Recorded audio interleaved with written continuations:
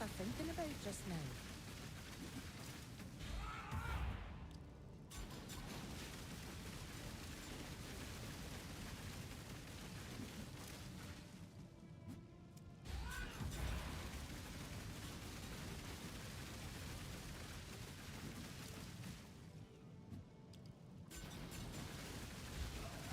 Hey guys, what up? Okay. So the patch is live and I have sent out ships and I want to see what I'm gonna get in 4 minutes. This is a shipment of 1 mil and I think 1 mil. The dust change is insane. So now it's additive to the value versus being multiplicative. And they said in all situations this should be a buff. But then the question I have is that really a buff for the rewards we get? Or is it a buff for... Or is it a nerf on the risk? Because I mean, either of those changes could be seen as a buff, but in reality, we've been asking for a buff to the reward, not necessarily the risk. You know, so hopefully it's a buff to the risk, to the reward rather. Anyways, we farmed up a ton of currency so far, between yesterday and today. Haven't actually had the time to like go crawling through trade and whatnot, and I'm still figuring out the build, so that's why I haven't really actually geared that character up yet.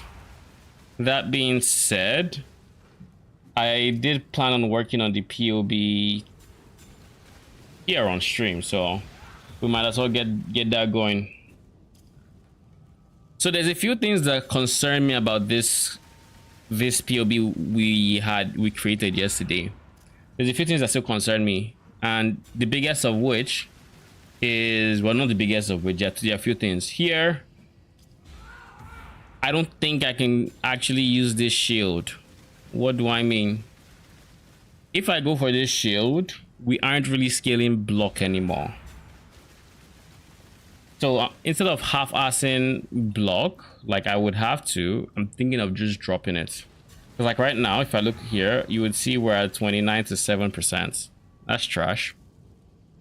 That's very trash. Like, it's not gonna save me. I mean, it's gonna be decent for like attacks, but like spells 7%, really, I can't rely on that.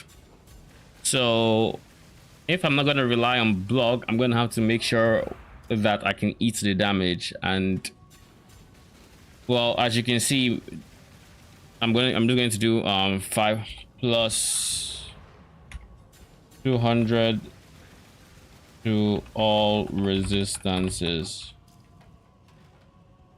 Like, our max hits are decent, but fizz is a problem. Like, granted, hear me out, we still do not have life. Like, we haven't actually built items, so like this doesn't have life. We haven't actually built items, so this life pool should be higher, and with it being higher means our max hits are going to be higher. Yes, that is all true.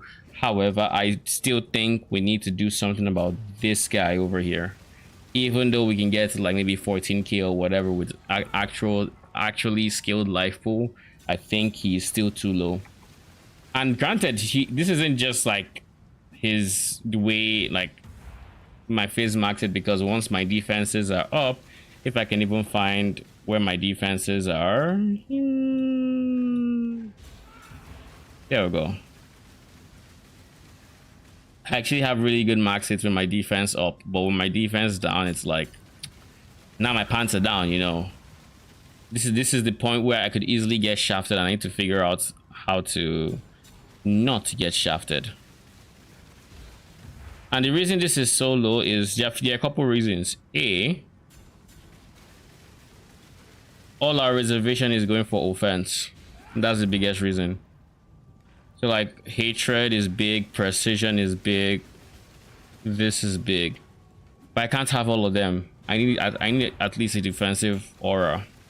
But if I am to remove something like haste, then what we're looking at is, because we're trying to scale as much movement speed as we can to kind of bridge the lack of mobility these guys have, right? That is one thing we're trying to do.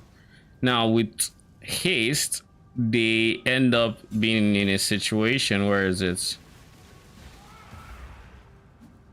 I'm trying to find their movement speed. I always forget where it is.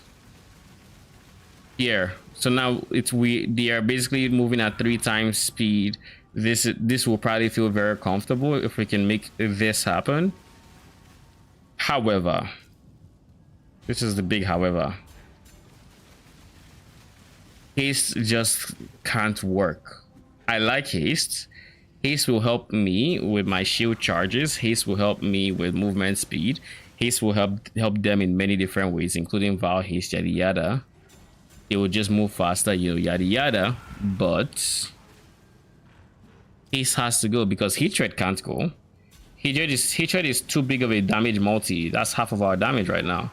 Precision technically might be able to go, but that is also a big damage multiplier versus haste is not nearly as big as the others. Plus it's big, it's just as big as like hatred in terms of reservation, and it's bigger than precision, so this just has to go. But then the problem is if I get rid of this, then what am I replacing it with? I could replace it with determination, and that would help out my phase max hits a lot, especially once I throw in like flasks and whatnot. But it also means that I would probably have to then start building armor gear and, you know, stuff like that. Maybe go ham into like pure armor gear versus having like a Twilight Regalia here. But I want a Twilight Regalia as a thing, because I already have one in game. I don't have to make anything. Because it's going to be a Twilight Regalia plus 1 Spectre.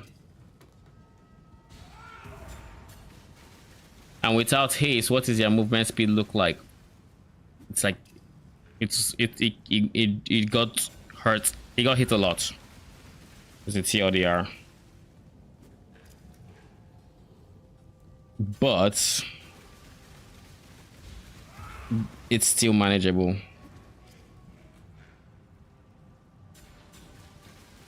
Like, this is still decent. Now if I were to replace that one with what I wanted to, which is like for now I'm just going to put aspect of the avian.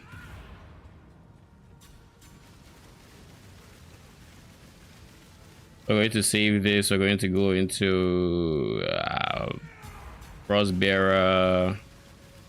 We're going to go into items. Where are my gloves? We're going to edit. We're going to copy this. Copy. And then we're going to leave. Same thing with same thing with aspect of the crab. I can't just put in aspect of the avian. Like the modifier just doesn't exist. I have to manually do it like this. Avian.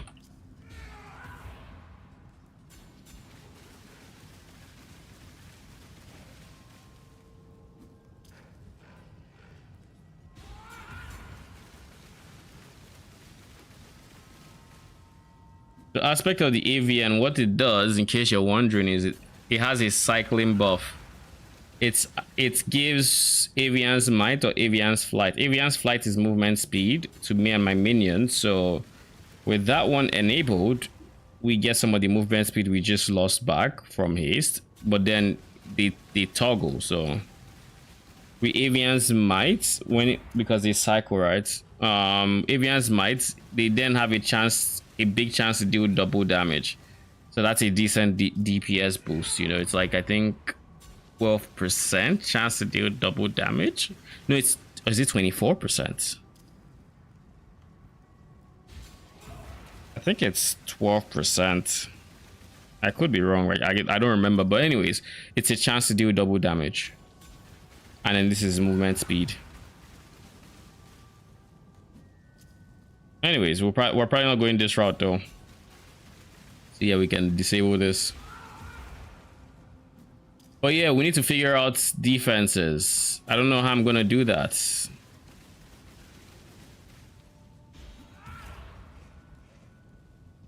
Like, yeah, when I have determination and flasks up, sure, I'm fine. Once I have the mortal call up, sure, I'm fine. But I also still need to I still need to create what's what I'm looking for here. A baseline for phase hits that is high enough to make sure I do not get one shot. And so far the only thing I have is like phase to elemental. And that's just 12%. Helmet is full, so we can't have that. I could I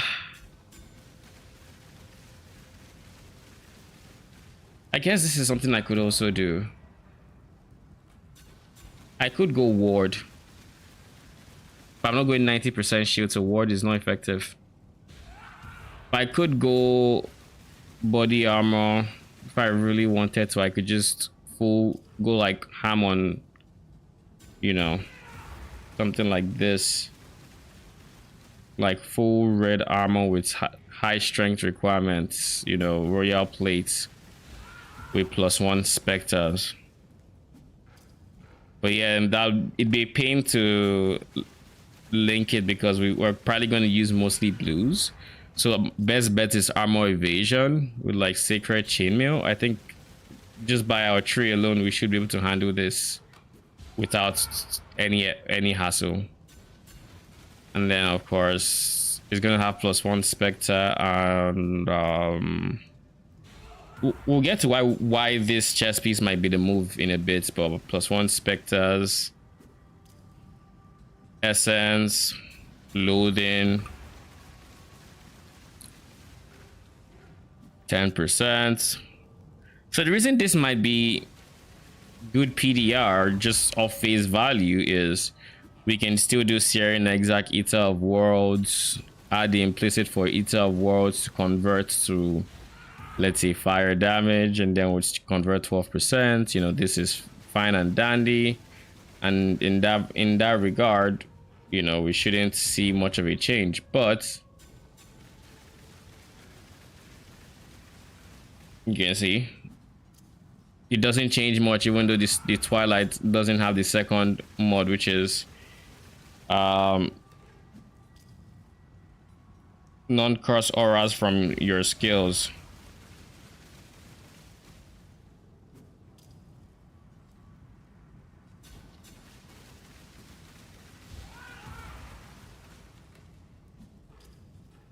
You know what I'm thinking? I'm thinking of going Arctic armor in place of what determination is here. My problem with Arctic armor is that it only works while you're stationary, so you have to be stationary a lot. What does the vow do?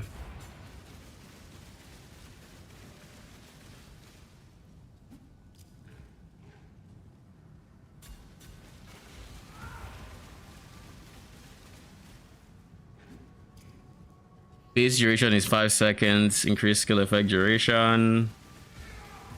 Apply to soul gain prevention. You take 90% less damage from hits and counters frozen. Ice breaks after you take 3 damaging hits or duration expires. Buff grants big mana regen and ES regen.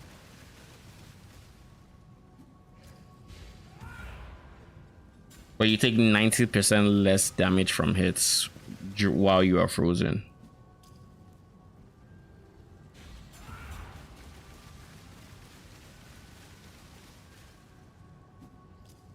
I mean, it's a big damage multi, but let's start off with Arctic armor first, shall we?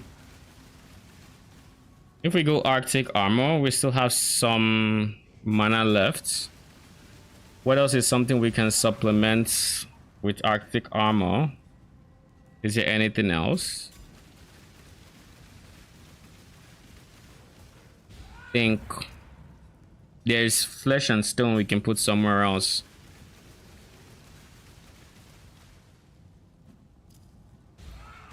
Wait a second, why do I have determination here? What the hell?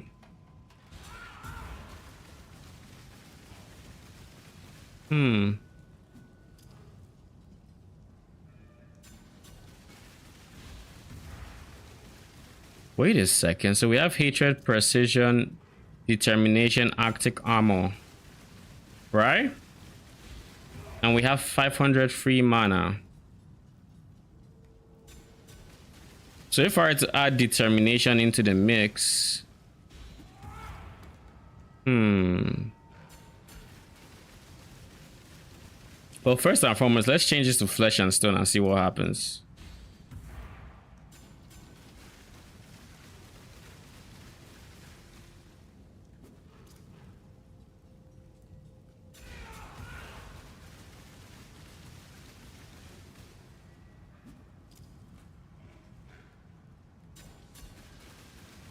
Yeah, so it increases our max hits somewhat. Not as much as I would have guessed though.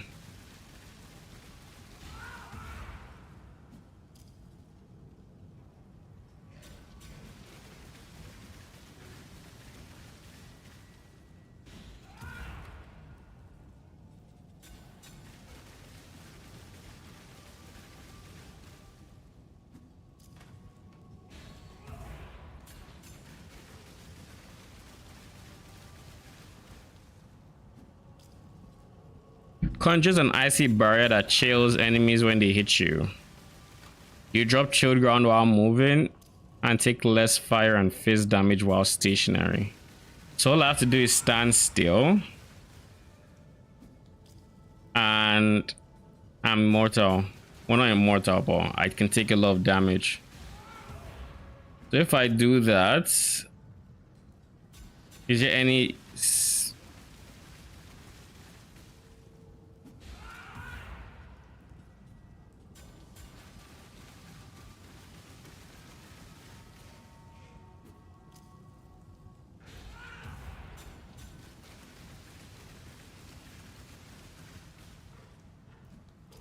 Okay, so this helps with the stationary thing. So once Arctic armor, I'm on 12k, and then I'm actually on 10k, and then you're throwing flesh and stone, I'm on 12k.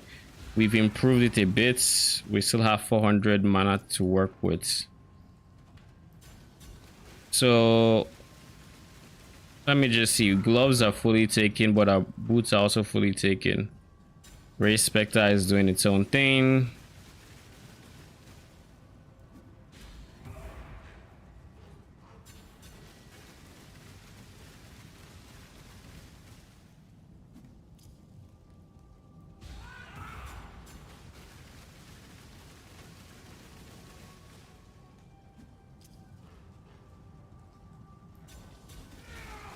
So right now we still have the mana reservation space, but we are running out of sockets.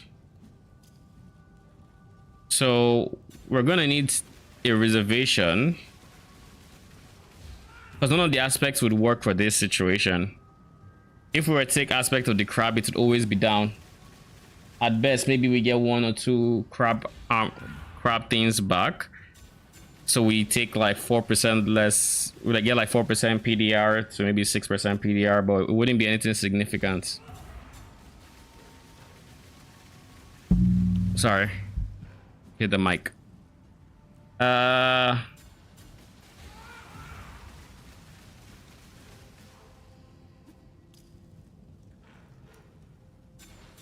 should also say I'm also not the biggest fan of these kind of defenses, simply because this means, like, I don't understand the base duration. And you know what I'm going to do?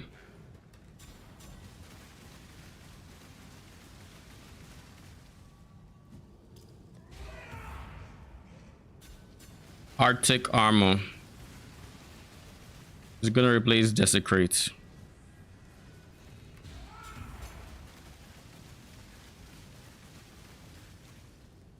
Okay, instead of replacing Desecrates, let's replace Haste.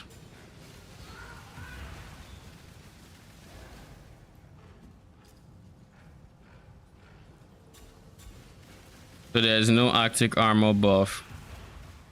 You're immune to being frozen. While stationary, you take less this.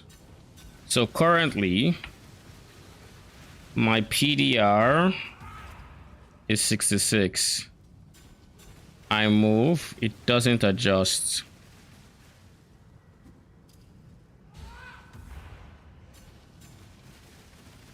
Hmm.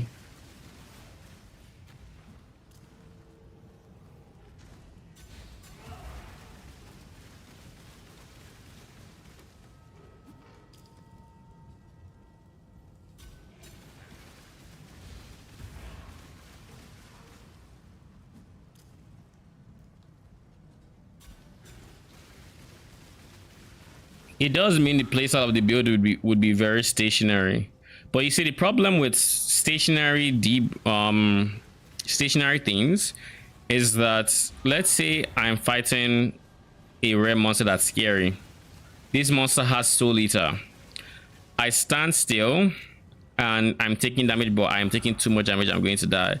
The moment I move, if it lands a hit, then I'm dead because I just lost everything. I'm not entirely sure what it means by it has a base duration of 4 seconds. Does this mean for 4 seconds after moving I'm fine and I just need to stop every 4 seconds?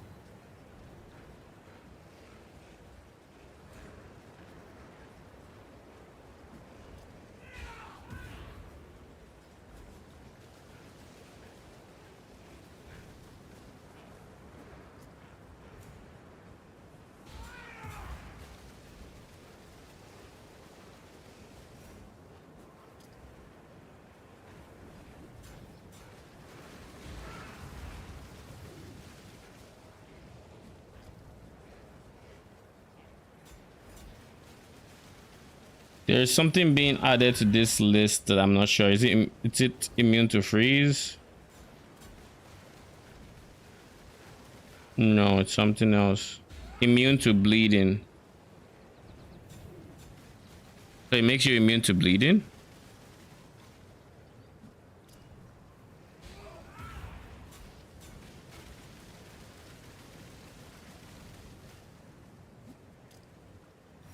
No, it's this one that's doing it. Okay. So if PDR isn't moving, even though this should be giving me 12% less physical damage taken, it's not taking there, but that's fine. So long as it shows somewhere, but it'll show it anyway. But what I can see at least.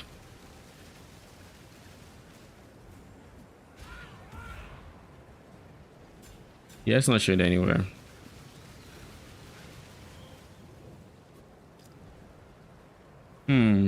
But anyways, back to this. So the main reason, we're going to come back to this Arctic armor thing, flesh and stone, yada yada. We're going to come back because I need to find a better solution. I like the idea of, flesh and stone and Arctic armor. Stand near the enemy, they don't kill you. You take so much less, like, because if you look at it, flesh and stone, Arctic armor, let's say I've been standing stationary, it's already 12k. This is of course without immortal call, and the moment immortal call procs,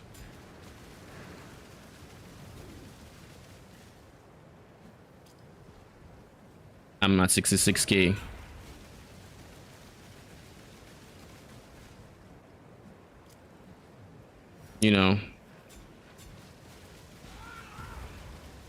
These are big on top of immortal call, but without immortal call, it kind of falls flat, It's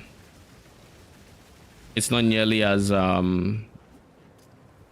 there's a lot you could do that would make you squishy by just having to move.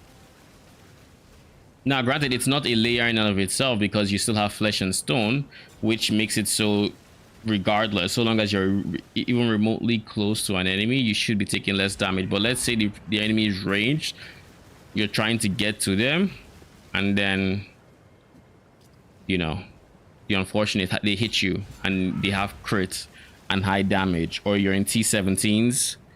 Like, let's say you're in T17s, you're fighting Baydats. You create your distance, you're not getting flesh and stone, you're still moving in order to avoid whatever else. You could die. I do want to see something. I know Helmbreaker made a poison Zoomancer, and I know he says it's very tanky, so we're gonna look at it and see what he does for defenses. I think that is what I want to do.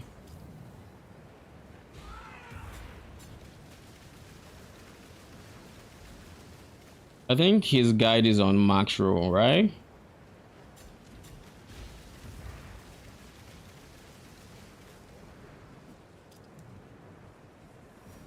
Yeah, it is. All right. So we're going to take a look at the guide. We're going to see what he does for defense, see if there's anything I can use.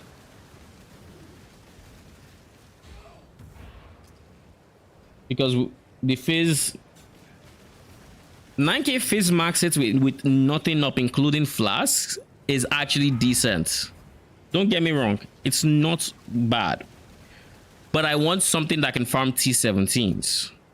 And if it is to farm T17s, I can't be entirely reliant on my defensive being up before I have, what's the word I'm looking for? I can't rely on my defenses being up before I have PDR as an example, or whatever else. One thing to note about the current build is I don't know how this calculates Immortal Call's defenses, but I want to see something.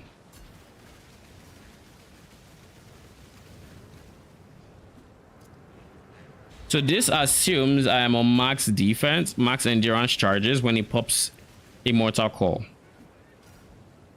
However, what if, let me see something.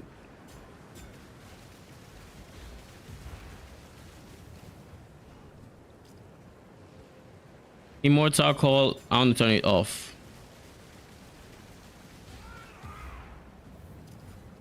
Less damage taken.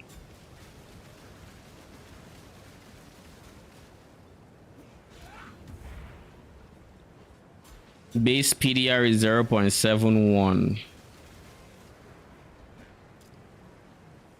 Then jeez. Okay, base physical damage reduction is 0.71. Reduction from armor is 0.82. But it doesn't mention endurance charges here. It obviously goes into base PDR. Or is there somewhere I can see my base PDR?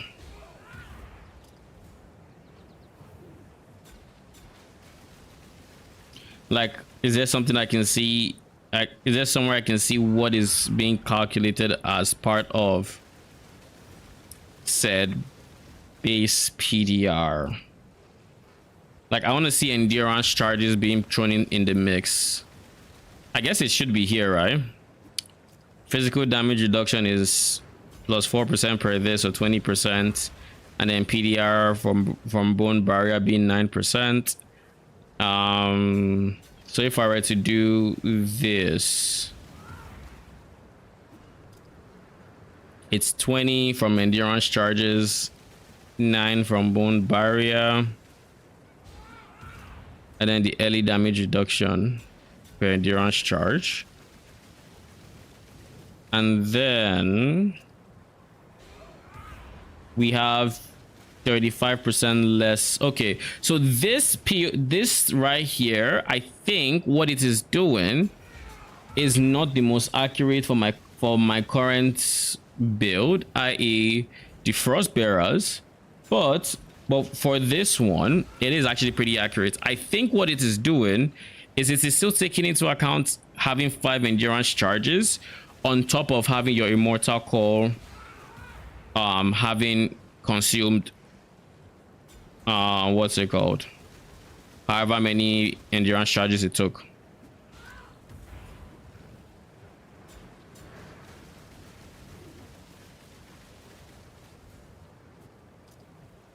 This is just 2-second uptime, so I'm a bit iffy about this. This is only up 2 seconds. 2 seconds is still fine, but it's not ideal by any means. Anyways, the reason it's not accurate for this character is this character doesn't have endurance charges when it uses Immortal Core. It typically uses its endurance charges for Immortal Core, then to gain endurance charges at some point, and then that one stays on it until it does until Immortal Core, but it's not always up with Immortal Core, and I think that's what POB is calculating as if that were the case. So what I might do is I might switch back to Steel Skin on POB just so the max hit isn't inflated. That might be what I end up doing there on that build guide, but for this one, this is fine. But I got sidetracked. I wanted to see what Helmbreaker does with his. So let's see, where's this POB? I have the macro page open. So let's see, build info, leveling, progression.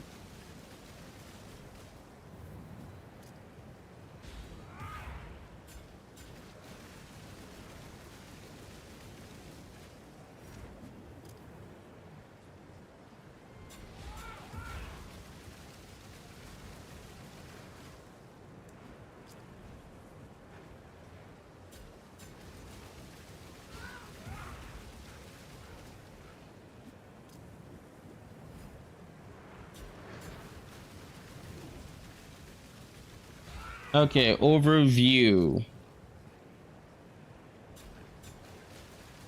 Late game POB, that's kind of what I'm looking for here.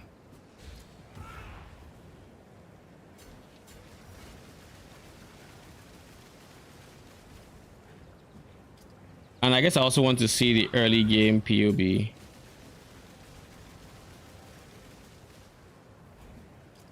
So this is late game and this is early game. So his early game, he says, is tanky enough to where you don't need to run block. So let's see. Let's analyze the defenses. It has good phase max hits and it uses enduring composure and not much else, which is good.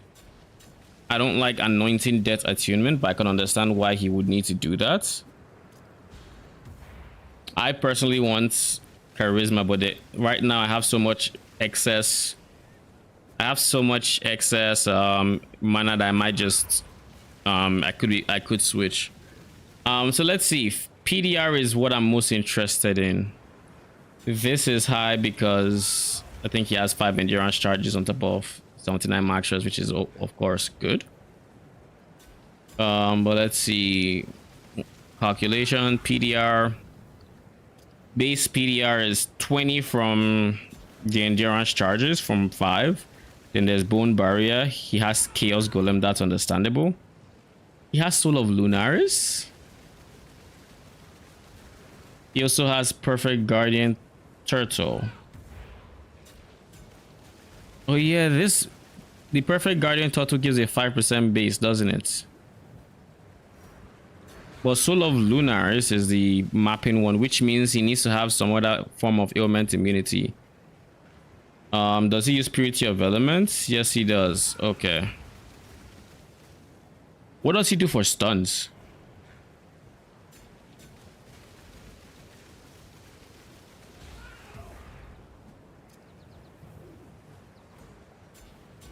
What does he use for stuns? Because I assume he gets stunned. Lunaris and Grot Call.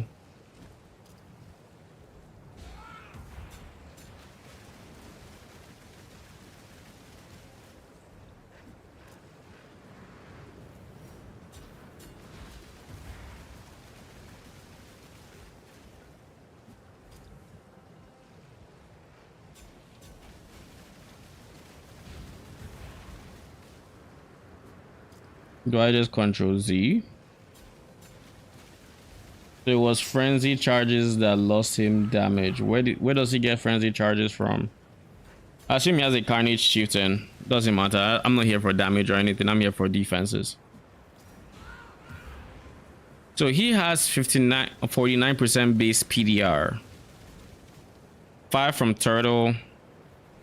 6 from Chaos Golem. And then Lunaries, yada yada yada. What about stuns? Stun threshold is 5,000. Stun chance 17%.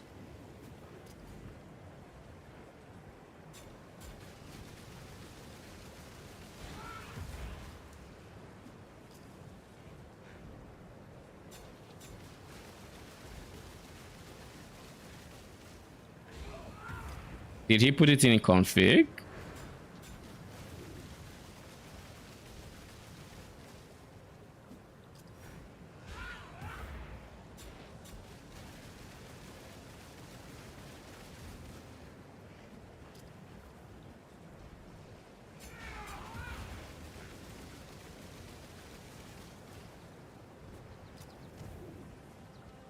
Okay. Anyway, stun threshold. He has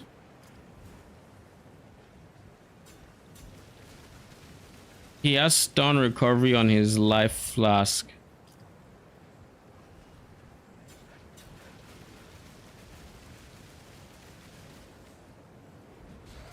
Am I buggy? How?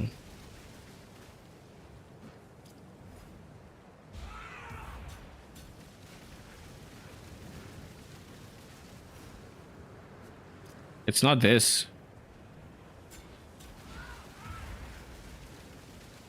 And it's not this.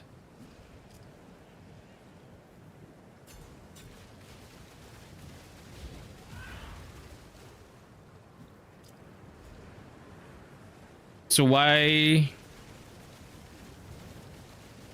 is there some 3% increase? Oh, from the basalt flask, no life flask. I am bugging. So this says increase block and stun recovery during effect. This isn't bad at all. And then last, it's a 10-second flask. Basalt should have high uptime. He gets increased armor and reduce. He doesn't get movement speed on his flask. Ah, that's interesting. I always find space for movement speed. Can't imagine not having movement speed. Okay, so we get the TLDR of his phase damage reduction for the most part. He also scales some armor. Where is his armor coming from? He wears some armor pieces, helmet, boots, gloves. I'm guessing these are all hybrids. Yeah, these are all hybrids.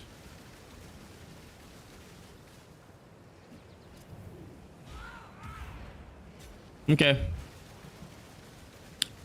So everything adds up to the PDR that we have. He uses, does he use molten shell? No, he uses steel skin. I was gonna say this doesn't look like enough armor to use steel skin, to use molten shell, because if he doesn't have his flasks up, then his armor falls down to 5k, which is just determination. I assume it's just determination, which is getting from Guardian Turtle. All right. I don't have the option of having Guardian Turtle personally, because I would already be having, I already plan to have Warlord and Onslaughts. I don't have the space for anything else really. With this in mind, let's also look at his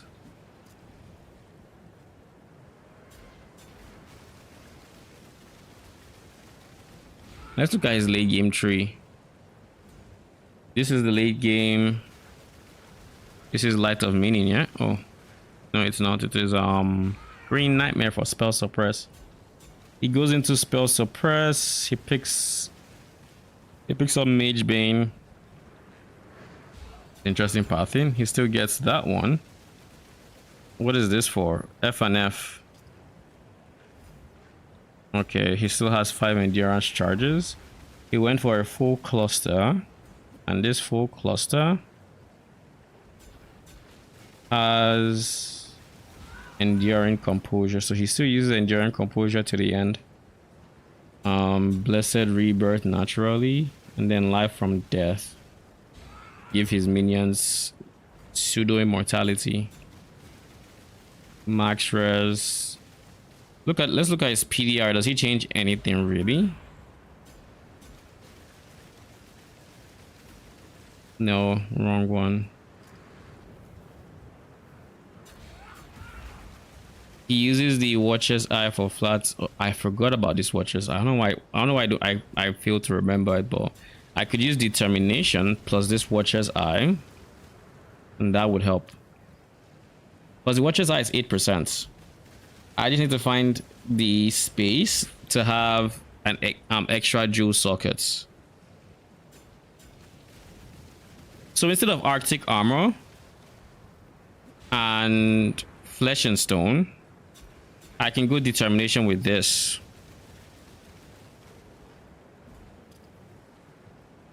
Because this is what I'm thinking.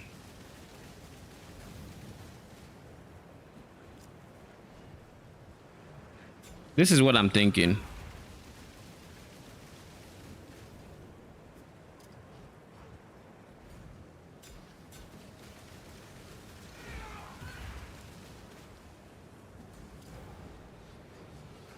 Okay.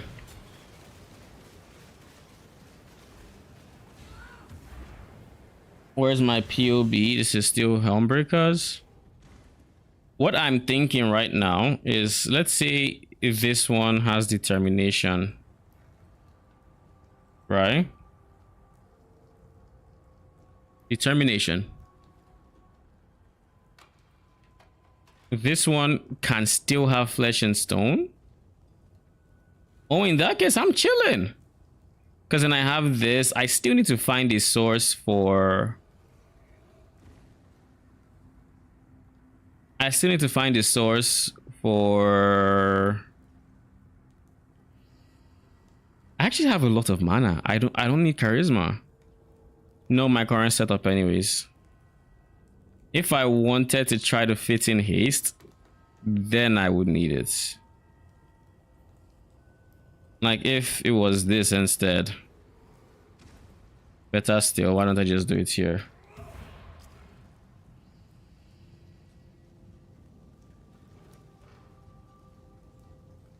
If it was this instead, then I'll need more reservation efficiency. But if I just go flesh and stone, I actually just ignore haste and I go defensive, that's fine. So flesh and stone determination. Then I want to turn off Immortal Call because I want to see my max hits without Immortal Call muddying the water.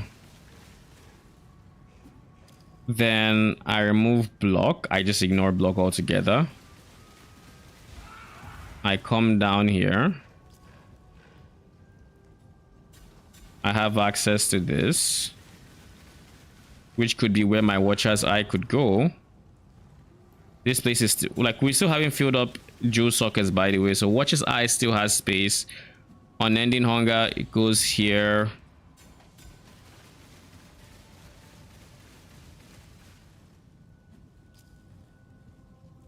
We want maximum AoE. And it goes here to be specific.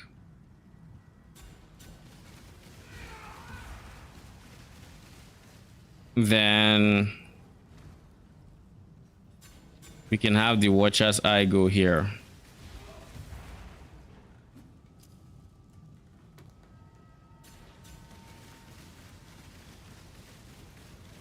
And we want determination PDR. Is there anything else we want? We might want this one too. But in any case, is there anything else we would want? Hatred, we don't care about anything hatred because... Wait, face converted to cold?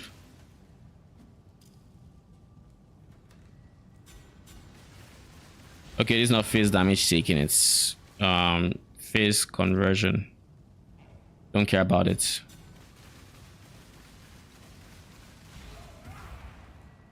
Don't care about anything here.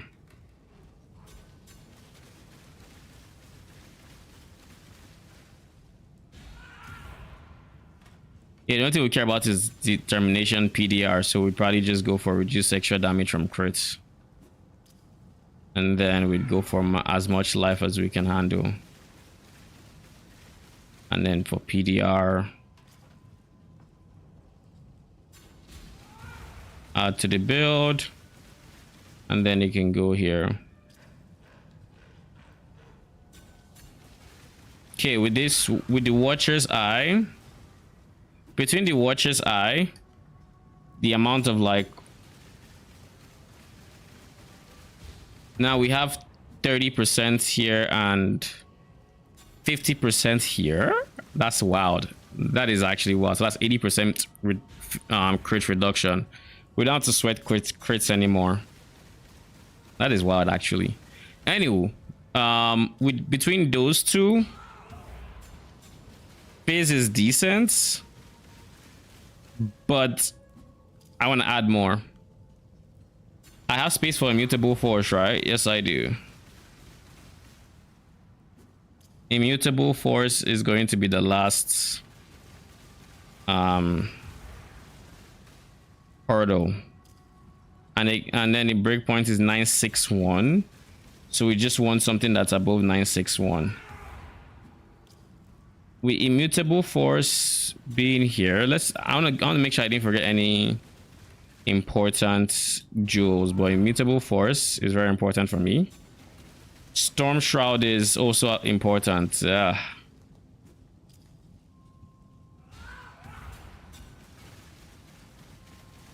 I would want Storm Shroud.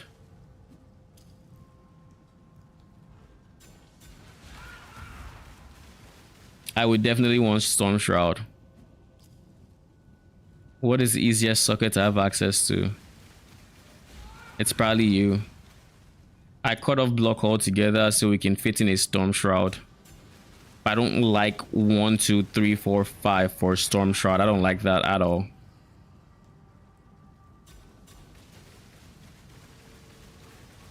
I don't like it at all. I really don't like it. Is there anything else we could do? It doesn't look like it. I don't think there's a solution. This is the only... Well, we could remove Fortress Covenant, which is giving us some damage, and instead use that for the spot for... Let me see something. We've peeled away at our damage quite a bit already, because remember we were on 10 mil when we had haste on. We no longer have access to haste.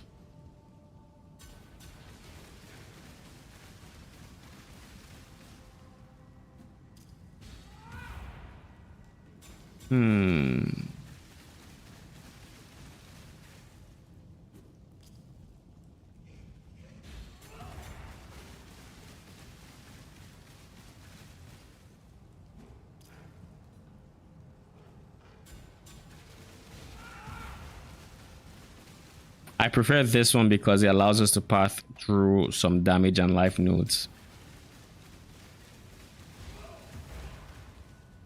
I actually like this one. We're not getting anything else, but I like this one.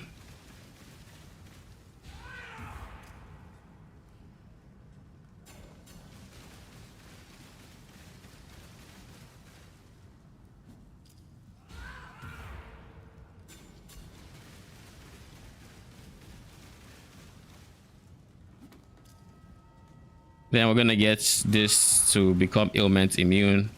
With Storm Shroud being there, we can then go Lunaris. And then we can go... Well, I'm gonna go anti-burning ground because I like running red altars. But that's just me. I mean, we could always just...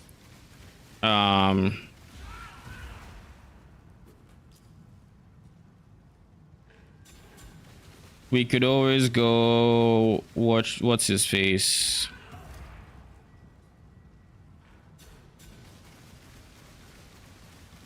This one. And then every nearby enemy, if we're running maps, it's big. But I kind of want to say, I want to simulate facing a boss, because realistically, let me say two, because I actually have Sanctuary's boss in mind. But realistically, that is, I guess that is not the only place, because if I want to run T17s, then I'm going to be on 8s.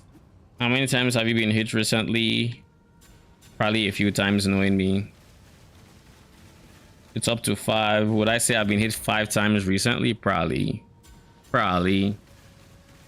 It's me. I don't like not having block, but I'm fine with a phase max hit of 16k. I'm actually very happy with this.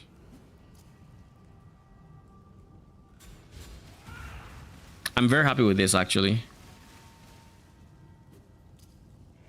And a good part about this current tree is strength is already taken care of. Int is also taken care of. So the only thing the only attribute we need to get on gear is dexterity, which is lacking.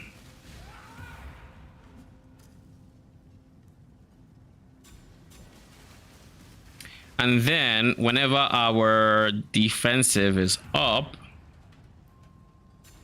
i.e. Immortal Call, we get max hits as high as 75k, which is insane, actually. So I kind of don't want to go. I'm going to probably not go Immortal Call, not because I don't have endurance charges, because we're going to have more than enough endurance charges, but I don't like 2 seconds. If I was going Mistress of Sacrifice, like I was going, like if I did this, right? This is just for example. This goes up to 2.5. And then I think I had some more duration scaling. So just know that on my current build, Immortal Call gets up to 3 seconds. That is decent.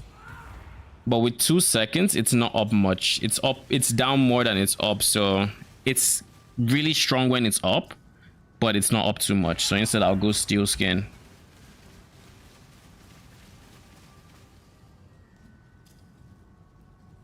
You see the difference? It's not even close. Like Immortal Call is actually very strong.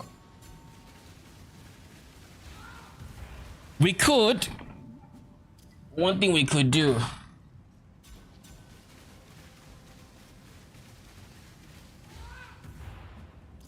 One thing I guess we could also do is we could do Immortal Call cast when damage taken.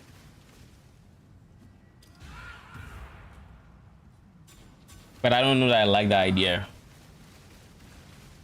I don't think I like the idea. And we don't have an extra Joe socket anywhere. If we had even a single extra Joe socket somewhere, then what I would have done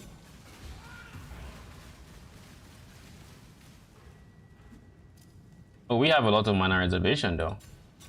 If we move this, now we need to get here, so we're already going to be in this vicinity, so this is a no-brainer. I can still anoint this to save 5 points, because charisma is unnecessary when you have 240 unreserved. So if I shifted my, let's just try something. We shift this anoint to, what's the name of that node again? Spectre. Get attunement.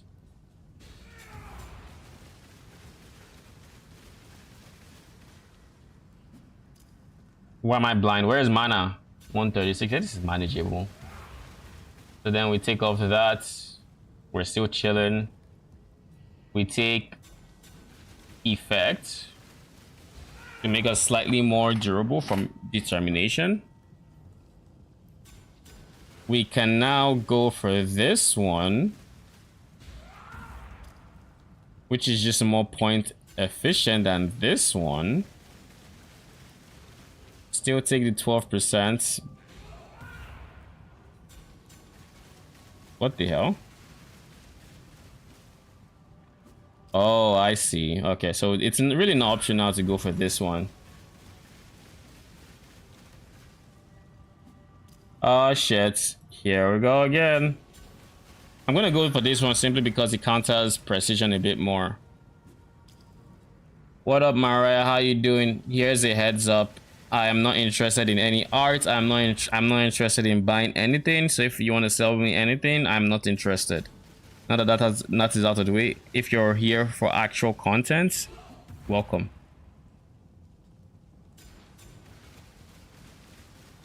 So where were we? We still have some points to work with.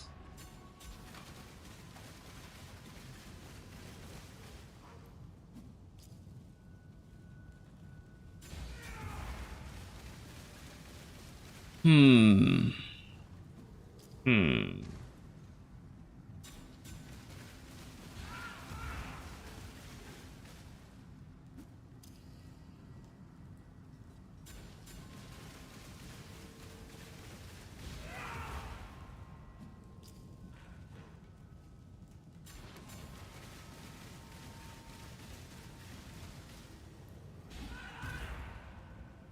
3912 versus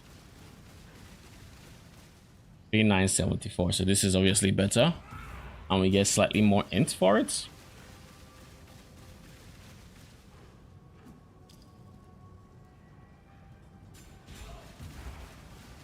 I actually think I want to spend it on offenses. So instead of that, I think I'm just gonna go for here.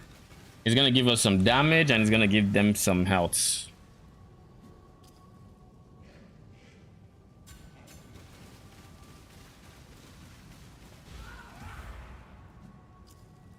And last but not the least, what do we want to do?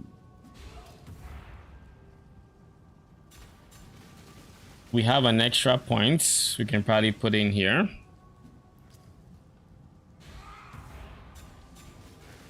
Honestly, we could also just do this. Large cluster to 12.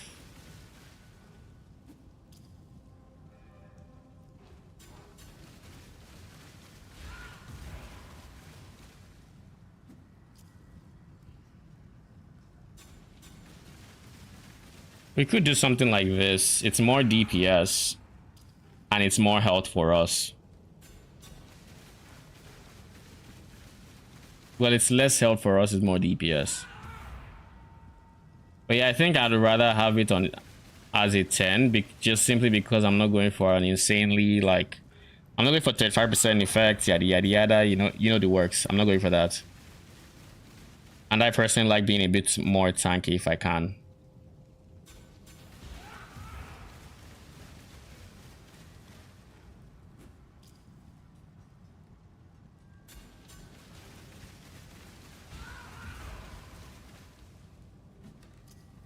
This seems like a stable / balanced build. The question, I guess, now is, and the reason I say it's balanced, the life pool is not much, but you need to also remember I haven't put life on gear yet. So the life pool is actually very decent because, oh yeah, and I was also missing something else from before Steel Skin. Turn Steel Skin off. 17k. So the reason I went for the hybrid chess piece isn't even this. It's more this. This was the reason. With the addition of that one node at 8%, we're now at 21k PDR versus 17k. And of course, that's not going to be all because we're still going to go for +1 Spectre.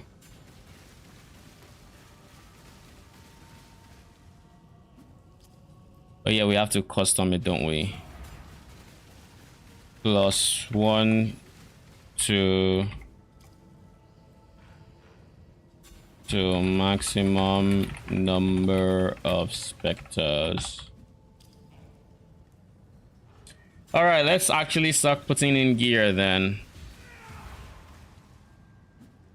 That's going to be fractured.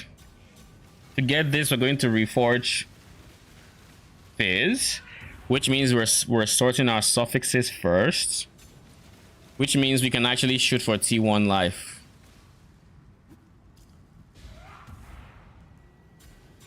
Yeah, we can shoot for T1 life. Then what essence modifier are we going to? Oh, wait. So we're going to spam mana reservation until T1 PDR. So that means for the life, we might have to go for a veiled life. That is more likely.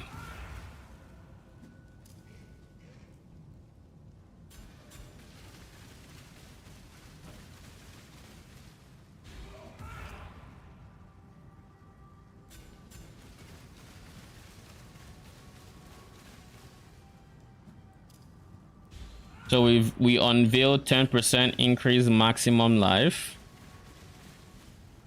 And then we can craft life question mark? Can we?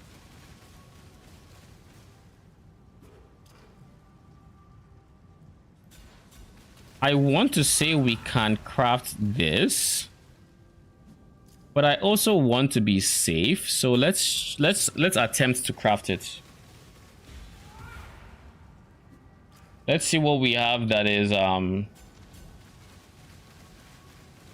craft of Exile.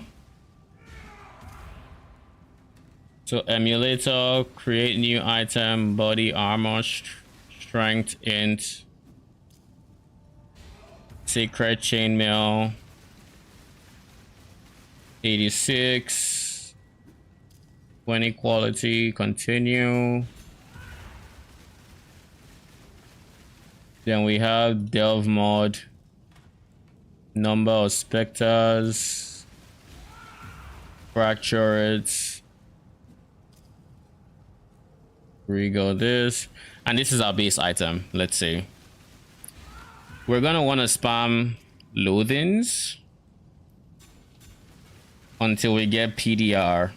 So PDR is what we're looking for.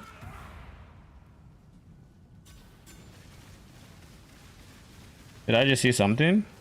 Oh no, that's physical damage too.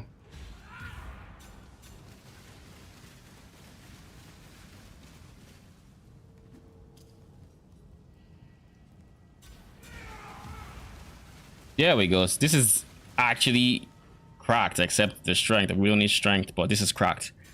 So with something like this, we annul a prefix just like that, actually.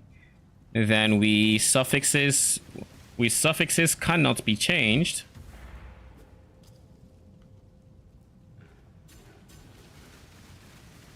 Scour. Suffixes cannot be changed. Veiled orb. Then we craft mana. I think, right? Yeah, we craft mana. Unveil life. And then we craft life. Yeah. This is realistic. So yeah, I think this is craftable. It's actually very easily craftable. It's just expensive is all. So you just spam loathings until PDR, and then you try to, if your suffixes aren't full, you beast craft prefix to suffix and hope you get a decent suffix. Or if it's not full, this is actually what you do if it's not full. Let's say ignore everything we did for prefixes. Suffixes weren't full, it didn't have this. What you actually do is simple. You just go prefixes. Suffixes cannot be changed. And then you reforge. Let's say in this case, I want Chaos Res. Reforge. Chaos Res. And then your prefixes would hopefully not fill up. If they do, you don't even care if they fill up. I just realized. Because, like, let's say they filled up, you reforge, they fill up, and then it's like, oh, boom, you're terrible. Boom, terrible. Do you annul? No, because you risk your suffixes this way. What you do is you just use Eldritch Currency. You then go annul, you read it. Serin Exarch is dominant, remove a prefix. That is what we want. So just boom, boom. There is no way you even break this base. Like there is literally no way. So it is very achievable. Very, very achievable.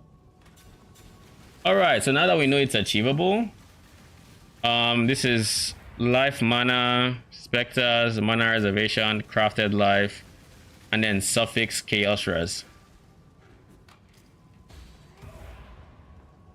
Can't guarantee high res, so I'll just leave it at like mid.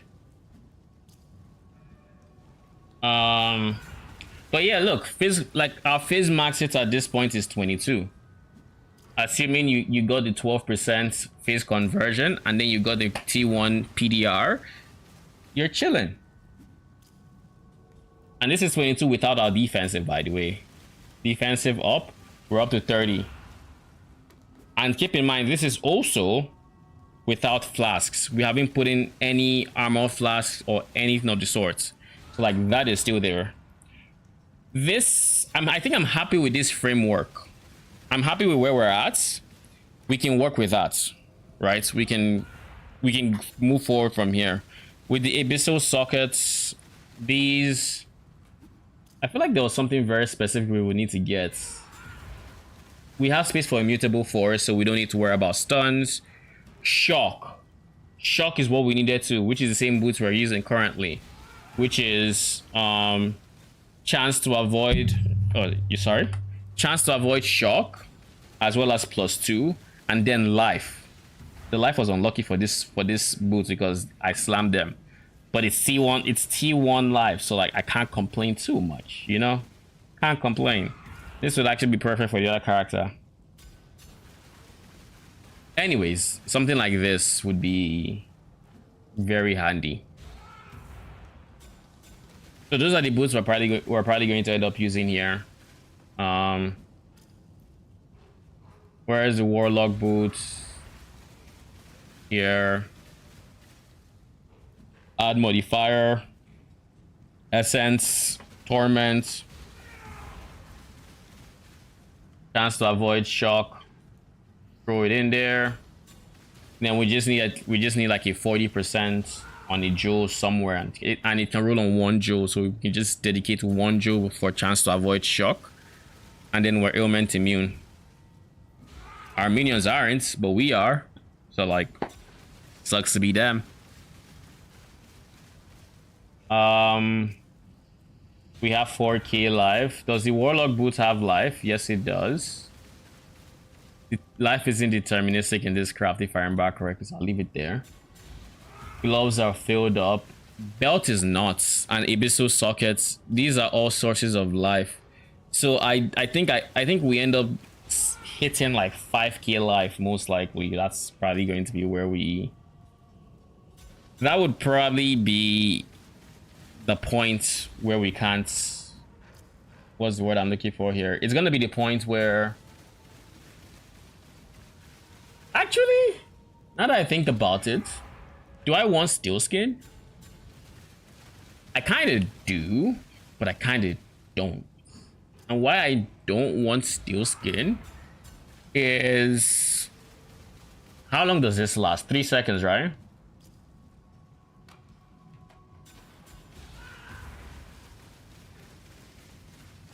Ain't no fucking way. It's up less than Immortal Call. Okay, then that's a no-brainer. We just go Immortal Call. We're immortal. While it's up, we don't die. Yeah, this actually has unironically higher uptime because we have 5 endurance charges to feed it. And in case you're wondering how we're getting 5 endurance charges, our warlord's giving us 3, and every time we get hits, we just get 1 every second. So every time it's going to be off cooldown, which should be every 4.5 seconds. Enduring Composure would have regen 4 endurance charges, and our Warlord would have brought 3, so that's 7. And then it casts, it consumes it, and then we repeat the process. So worst case scenario, even if Warlord doesn't cry in that moment, Enduring Composure would still do its thing. So that's just something to note. That's why we have Enduring Composure and Warlord, by the way. So like defenses of this build, they're good. We're chilling. I have no complaints about the defenses anymore. Nothing. Because like even if the enemy is far away, like let's just say worst case scenario, Immortal Call is off, enemy is far away, so Flesh and Stone isn't applicable, we still have an 18k Fizz max hit. I am very happy with that. I'm very satisfied with that. Like very satisfied. Then if we wanted to, we could still throw in a Basalt Flask. This has what? A Granite Flask. Increase armor, which also increases this. No one gives a fuck. Well, there's that. So if we were to use this and check Shaper Slam, we can survive it, right? Everything up. We can eat 19 Shaper Slams. What about Uber Shaper Slams? We can eat 6. What of this is we're not gonna survive with our Immortal Core, right? We can eat 1 with our Immortal Core. Woo! We're tanky as shit, boys. We did it. We done did it. Alright. I'm happy with that. I'm very happy with that. Average.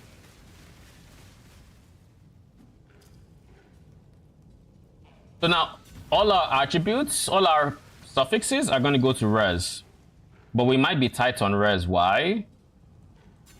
Because we have here to get res, but we have chance to avoid shock already, so like it's not happening. And then we have here, which by the way, we should also do this.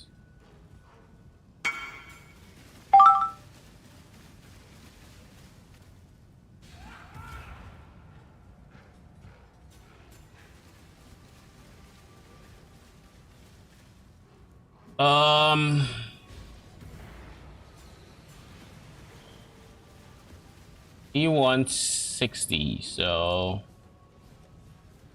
that's gonna be 10, 20, 30, right?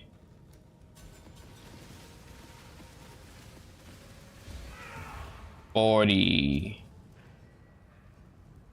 50. Okay, I can actually fit everything.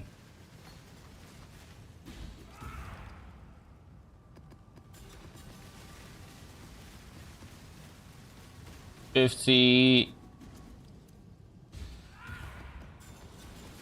just a full inventory pretty much. 60.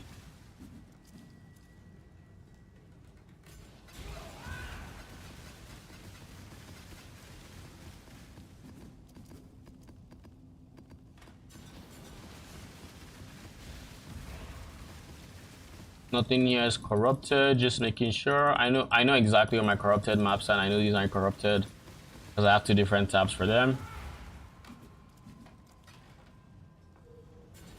Thank you.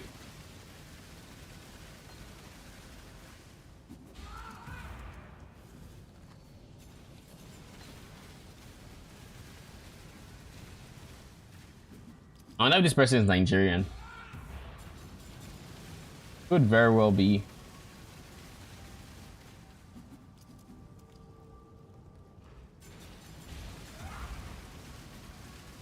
Oh yeah, Exarch Curse buff effect is what I'm looking for. I could also go offering effects, but buff effect makes me tankier, so I'm more inclined to do that. Because it buffs the hatred. It buffs precision. It buffs determination. It buffs, but it doesn't buff flesh and stone though. That's like the only thing it doesn't buff.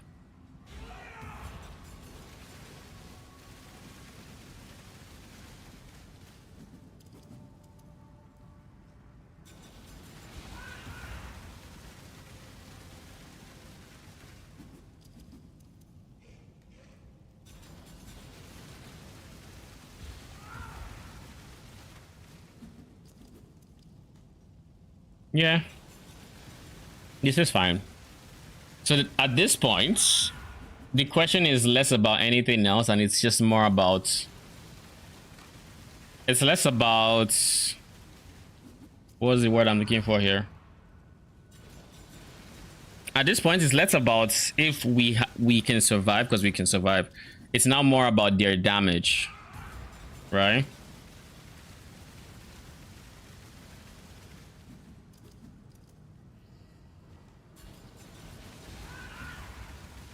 Minions have onslaught, they have endurance charges. If I could give them frenzy charges, that'd be nice, but I can't.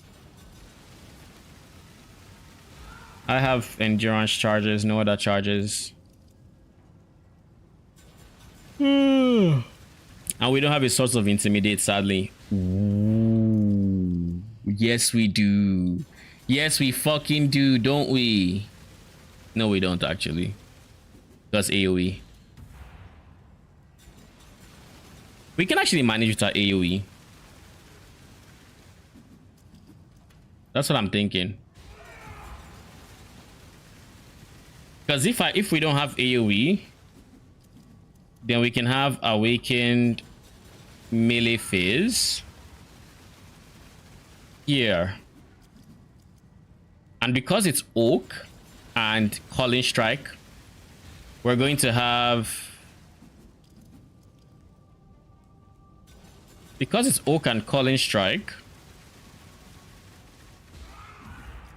he uses melee attacks, so we then get intimidate. AoE makes it so we are more likely to get the buffs they both throw, which is endurance charges, onslaught. So what do we want to do? Do we want intimidate for more damage? I think we do. I think we actually do. We want every source of damage we can find.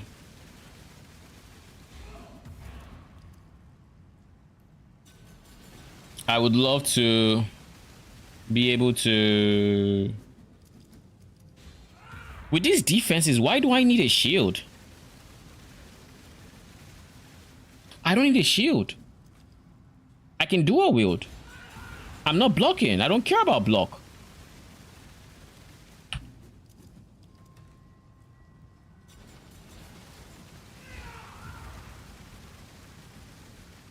I don't care about block. We can genuinely still have this. We can have aggressive.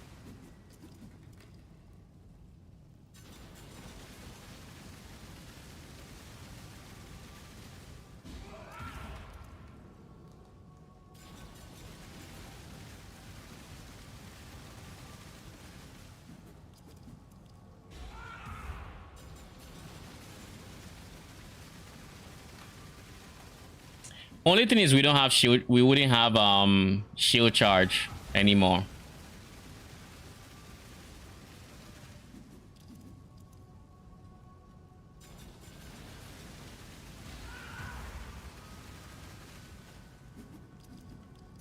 That's like the only thing. No shield charge.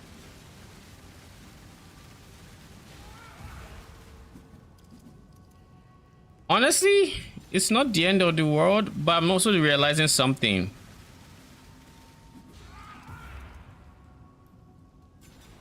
I don't think we can actually put these two together, because this isn't a wand. This is a scepter.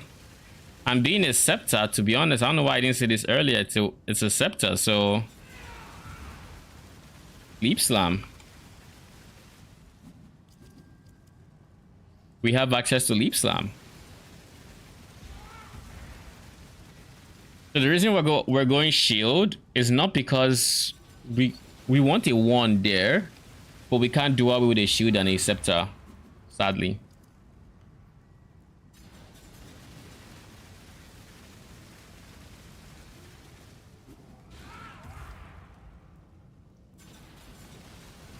We could go for a sword and just, you know, use minion essences.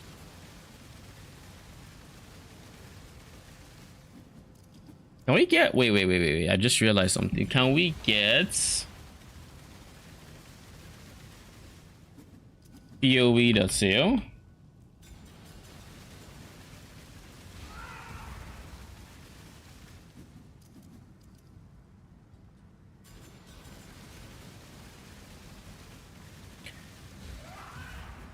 Minions are aggressive.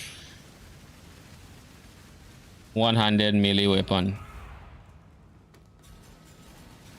What if I recombine this on a one-handed melee weapon? Or I recombine a tier 1 melee stat or minion stat, like +1 all minion. Because in theory, I could do that.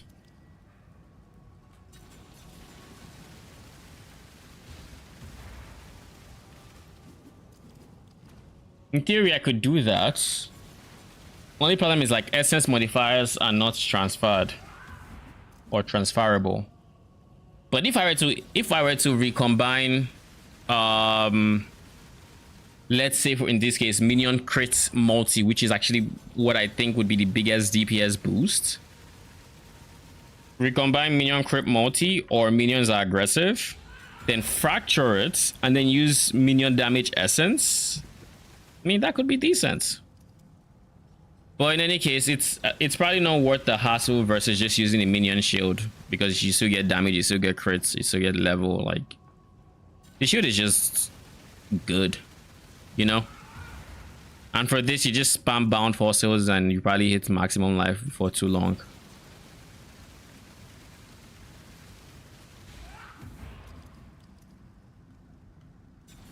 Minions can't get movement speed from here, right? No, they cannot.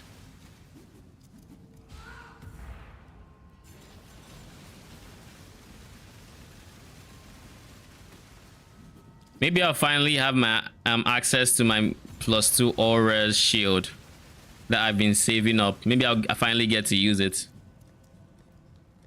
With this one, base item, it's just 2 divines actually. Like, you can actually get this 2 divines, but they're only 4 on trade, so not everybody can get it. But if you can, then max hits just go up for free. But yeah, I don't know that you can get all of these other stats and the other stats take priority, so I'm just going to remove the max hit or the I'm gonna leave this. So where can we get, let's see, where can we get the suffixes we need?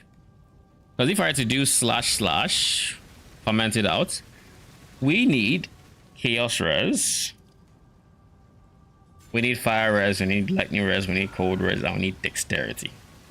So just off of the shield, we can, in theory, get 1 res of, well, these are all high tier, so we're not going to go too high like this.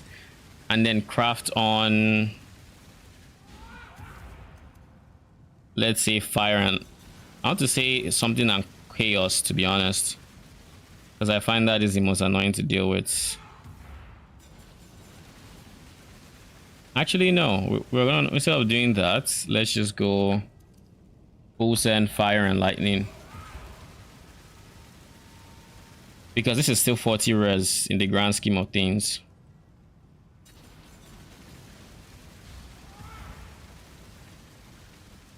Then our bone ring, in its ideal universe, will go like chaos res.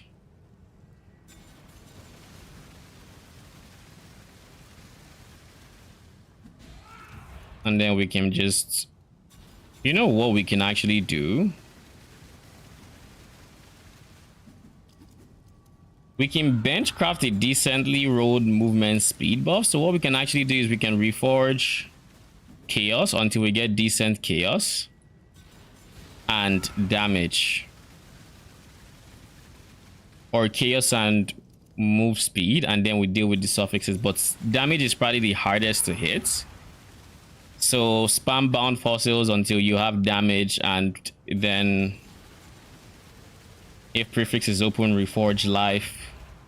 With suffixes, you just prefixes can't be changed. Reforge chaos. Reforge chaos, then benchcraft movement speed.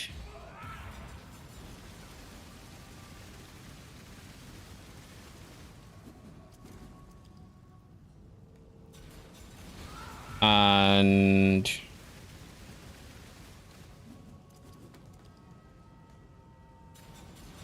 pray to Jesus you get a decent other res like fire.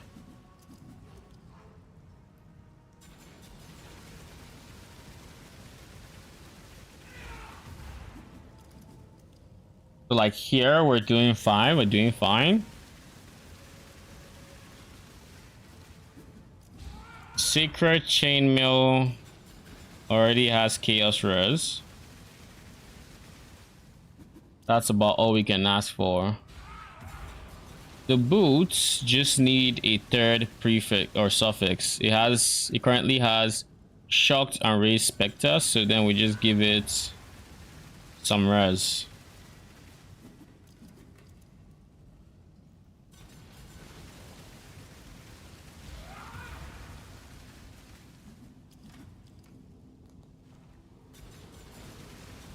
Life is not deterministic here though.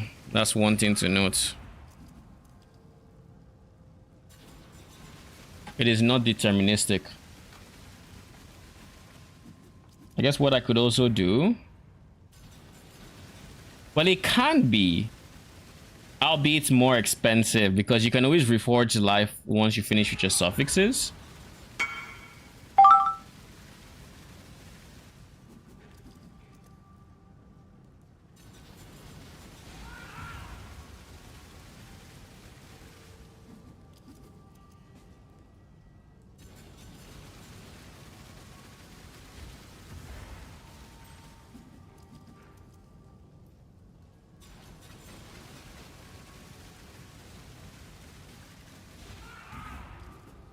Thank you.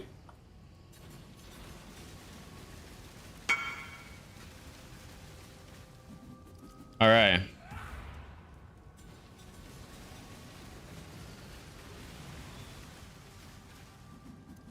So let's just say we run into lightning res because realistically we can't force. We reforge, but we can't tell it what suffix we would like alongside raise Spectre. So we'll go with something like that. The problem so far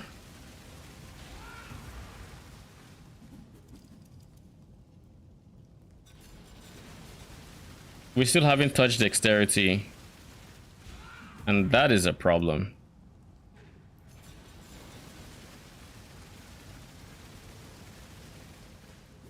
Yeah, that is a problem. Dexterity doesn't naturally roll on Warlock boots, so you have to benchcraft it. But on Bone Ring it can, so instead of a fire res, I wanna go dexterity.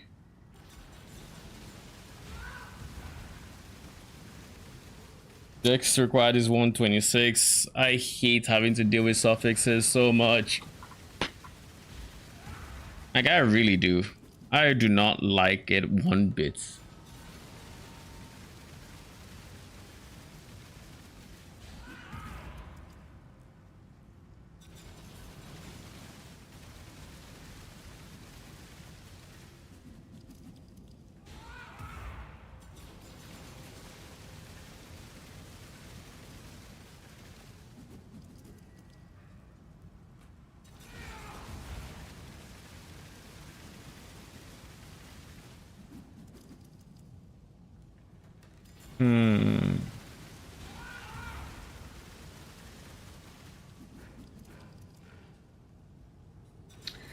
What if I did the same thing I did on this my current build?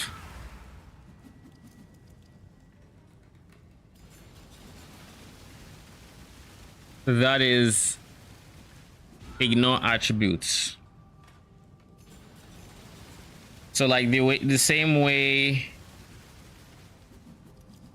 I ignore attributes on my current build is the same way I ignore attributes here. The only problem is I'm life based and I'd be losing all the flat life you get from strength, because strength gives +1 life every 2 strength. So every 10 strength is +5 life. And if you're getting +5 life from every 10 strength, then at 210, basically half, so 107. I would lose 107 base life, which is the equivalent of really strong, like, let's say on boots, that's like T2 life or something. That's what I would lose. And unlike the other build, I don't think I have access to a tattoo that would supplement. So yeah, like best we have is oak, but I don't think honor tattoos are still in the game. We could check, but I doubt they are.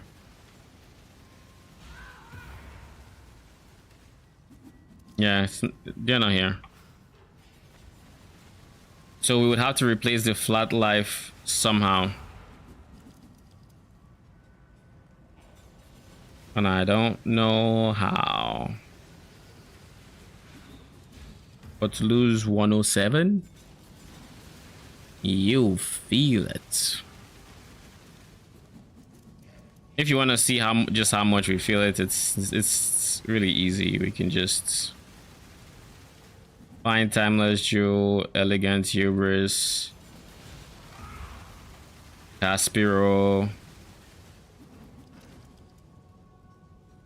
Slum Lord, search. I mean, it doesn't matter which one we get. We have no intention of filling it out, so do all of this.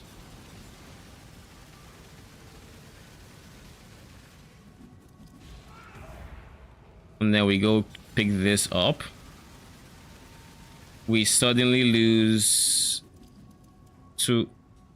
just 200 health.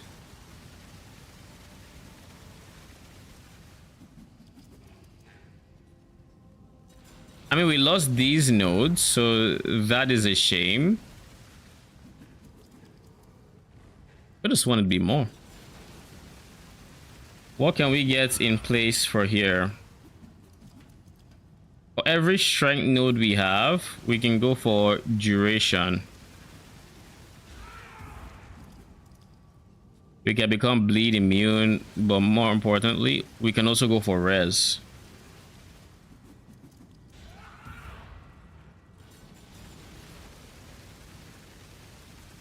And if we don't need to worry about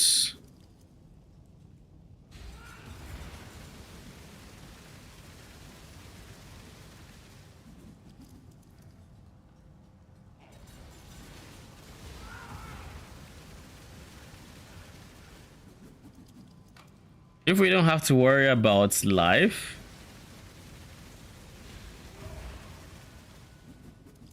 what if I looked at this? This is a 2-second uptime, right? What does one tattoo with duration look like?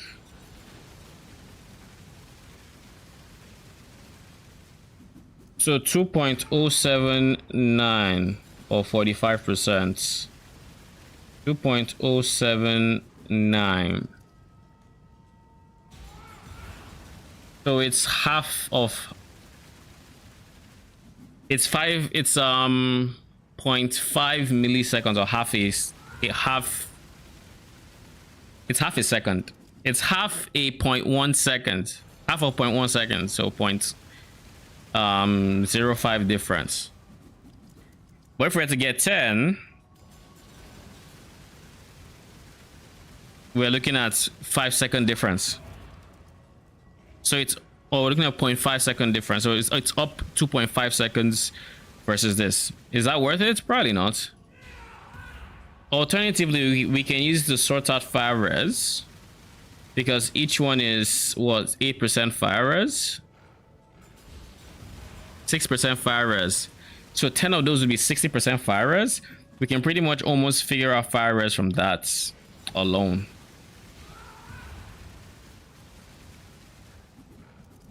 And then our suffixes would be in a much better spot to handle it. The real problem here is how many uniques we have. We have a lot. Now this is assuming our Unetor's vow is also not giving us any res. But if I were to recreate my Unetor's vow in game,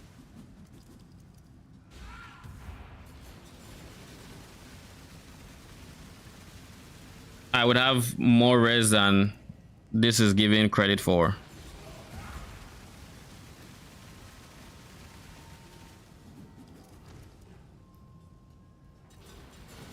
Because I have, like, look at my, this is my in-game Unetors. It's plus 26 cold, plus 27 lightning, plus 9 fire. That's my current in-game Unetors.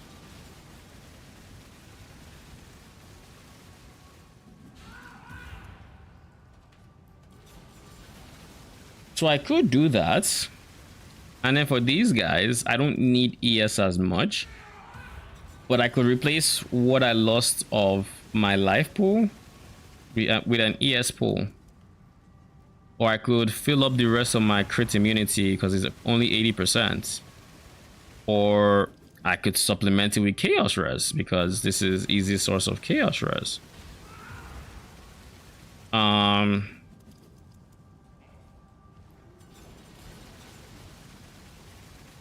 Could do lightning res. I could genuinely do this, get lightning res tattoos, get fire res tattoos, and then use, and then not worry about res on my jewels as much.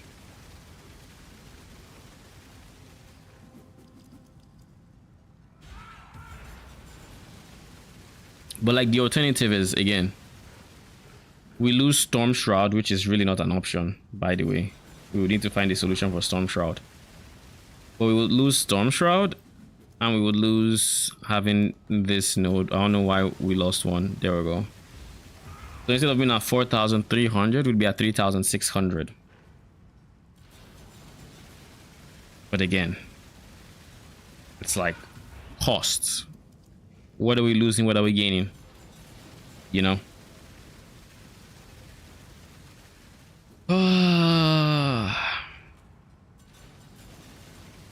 Maybe we do this. Maybe instead of what I was saying there, we just do this. Dex is solved. We needed 126. We have 126. Perfect, actually. The bare minimum amount of Dex. Then we can now focus on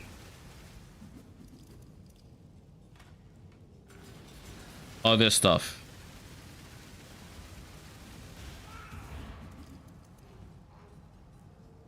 One thing to note is we still haven't gotten our darkness enthroned.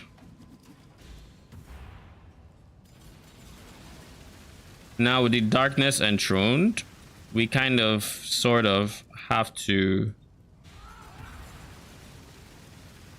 create ghastly eye jewels now. So let's do that. Ghastly eye jewels, life is a no-brainer. Flat fizz, decently rolled. Then for here we want basically auras. We need auras. And then here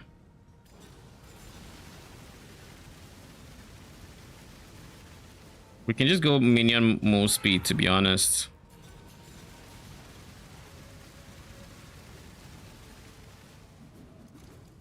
And then for the darkness enthroned, we're shooting for like a 100%. So then we are overcapped on res, and we can do this. Now the only thing we care about is fire res. Well, I guess that's not entirely true. We still need chaos res.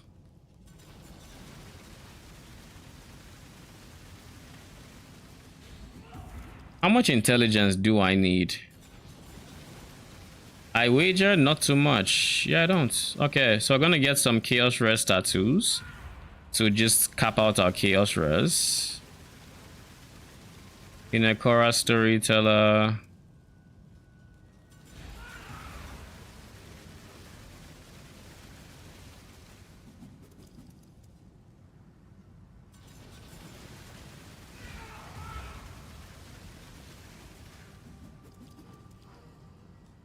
Inekora storyteller.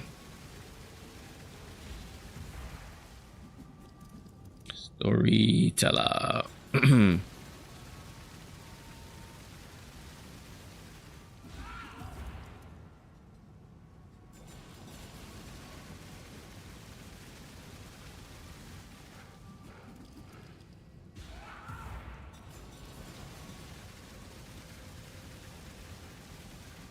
How did my phase max pool go down by so much?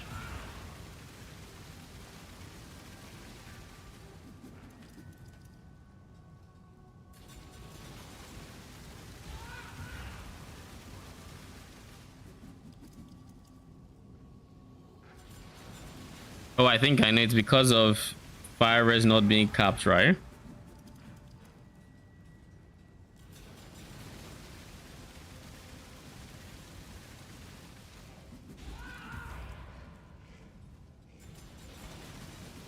Inekora storyteller.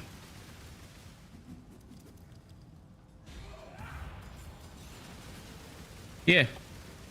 And then we just need a roll of 1.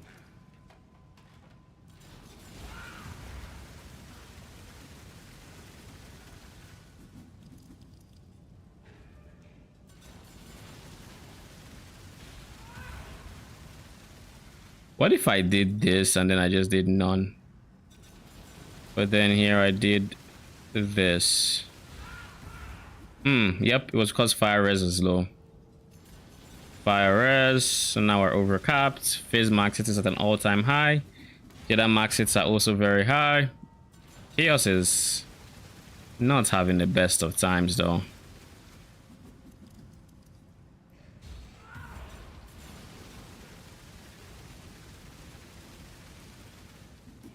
Why is Chaos max hit so low?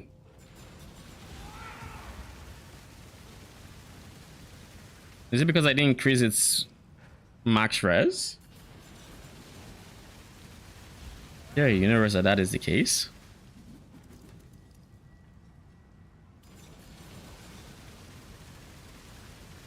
In any case, you know what I don't want to do? I don't want to act like movement speed is this much of a multiplier that I am now just getting. Well, I guess it's not too bad. If I'm getting on my darkness enthroned and it's giving me 16%, 16%, 32%, it gives me a whole lot of increased movement speed. A whole lot. It's now matching where it was with haste, and with this much movement speed, you know, with this much, I do not like. Okay, let's do something else. Obviously we still need, bruh, what is this? We need one that has chance to avoid shock of like 40 something percent. I'm gonna put 44 here. I would still like movement speed, but honestly,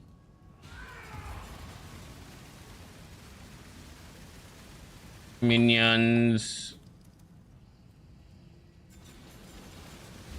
they already kind of have taunt on hits with attacks. We can go blind on hits, but I have 0 evasion, so like that doesn't matter. I also like the idea of just giving them leech.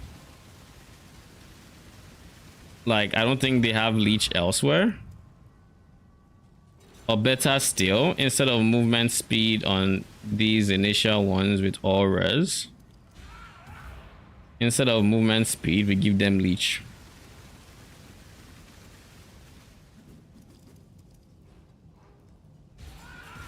Then then everywhere else, we can then focus on movement speed.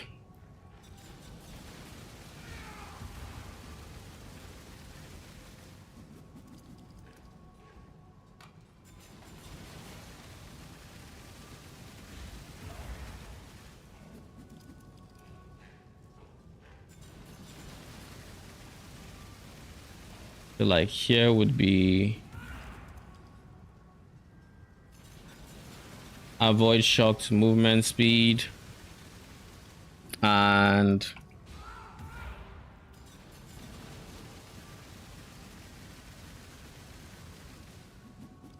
we could try to maim them.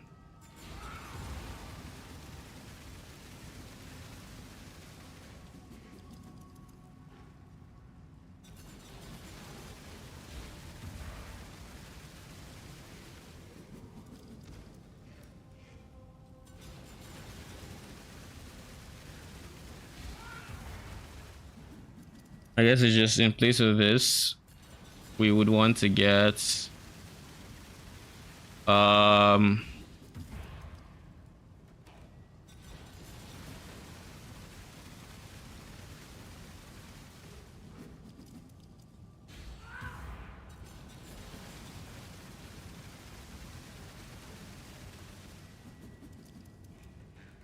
maybe increase damage.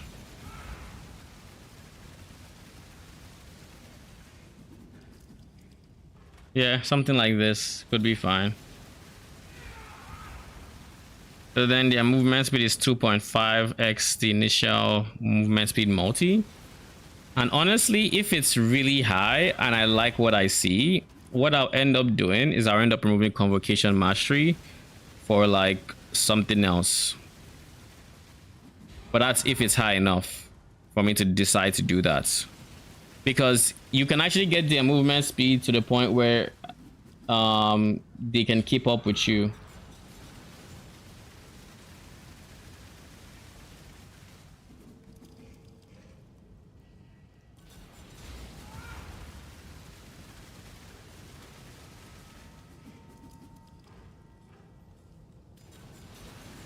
I don't know what the fuck this is, but not interested. Thank you very much. All right. So I think this is fine. I think I'm happy with this POB.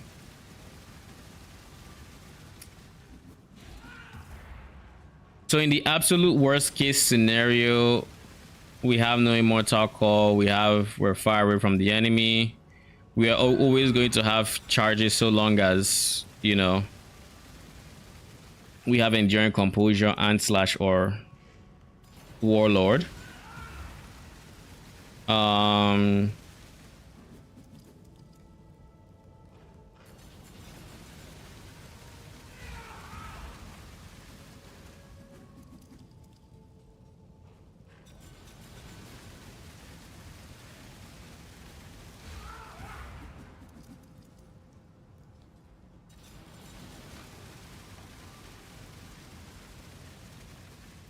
And then for bosses, we have 100% crit chance. We're capped by 8%. Which isn't the end of the world, really.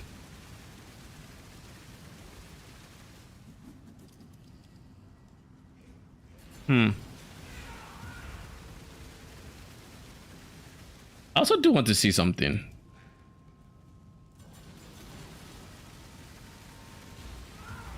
So if I so choose to, and I remove Predator, but then I replaced it, what would be decent? Hypothermia. So I guess hypothermia is just an insanely is insane for. Oh, stupid Yaku, thank you for the prime. I appreciate it. What up? Welcome, welcome. How you doing? I guess hypothermia is just a very big what's the word I'm looking for here?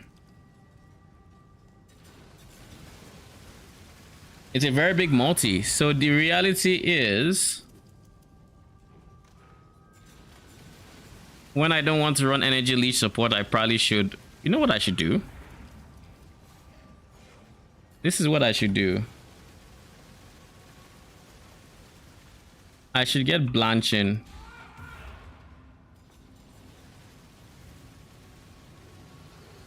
I just need one. I'd have 0 gold. Really? Bruh. All right, I'm gonna just steal from y'all just a little bit. Just 1,000 gold, that's it. Any complaints and I'm gonna remove the remaining 300k. So don't test me.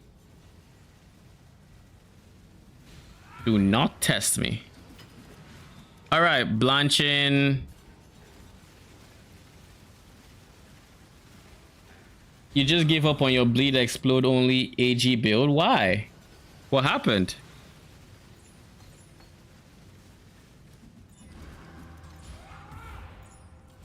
So yeah, now in theory, so now I can just switch with hypothermia and whatnot. So haste is still active. Everything is still active. All right. Okay. No single target damage at all.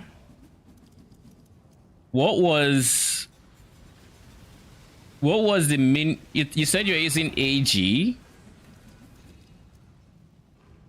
How was your AG supposed to do damage? I assume your AG is supposed to apply a bleed. Did you have any supporting minions with your AG? What was the build concept you were trying to push? Only AG, nothing else. So this isn't even change of command.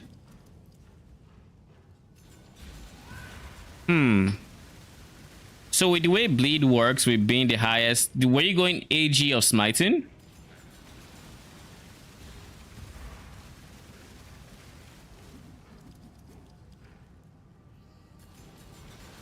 Normal AG.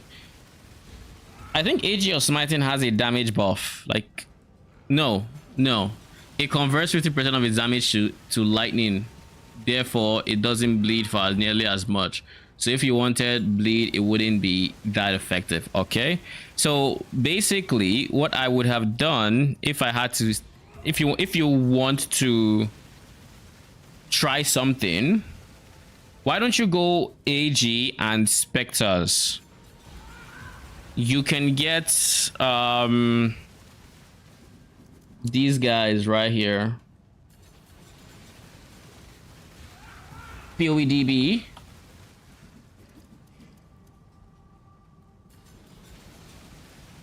Perfect. Dark Reaper. I think the idea of perfect Dark Reaper, I mean, you can stack up to 16 times, but the perfect black, you want one perfect Dark Reaper, and then I think you want a regular Dark Reaper. If I haven't looked too much into this build, but like you could try to support it with this being, oh, so I guess you just want one Dark Reaper because this doesn't stack. So you want one Dark Reaper and then you want the rest to be perfect, so it does stack. So this one does regular bleed, while this one does a stacking bleed. So you'd want multiple of these. So like you can have up to 5 Spectres. So you can have 4 perfects and 1 regular, or 3 perfects and 1 regular, as the case may be. But you don't need a regular anymore because you have your AG to do that. So all you have to do is just go perfects. So like 4 perfects, 5 perfects. But the thing is, they all share this 16 cap. So if you have 4 of them and they all hit 4 times, they're gonna hit 16 in no time, so long as they're hitting fast enough and the duration is long enough. So I guess what you could also do for them, if you really wanted to, you said you wanted Explosion, yeah? What was your AG wearing? I need to pee, so BRB, but write what your AG was wearing in chat.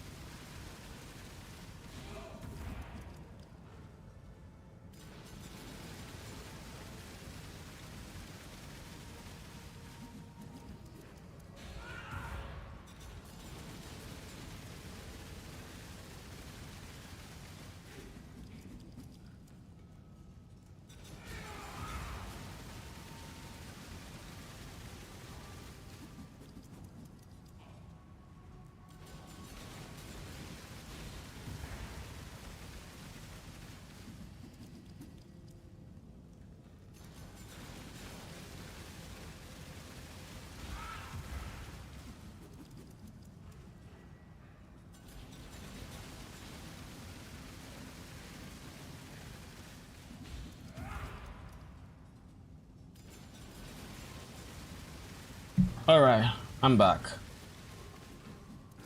Let's make sure we didn't miss any trades just in case. Yeah, we're chilling.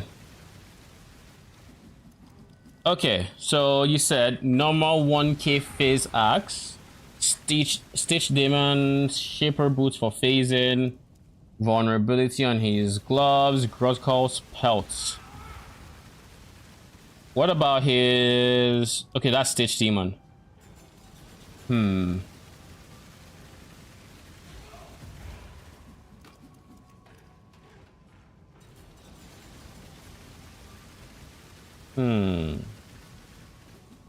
Did you enchant the axe?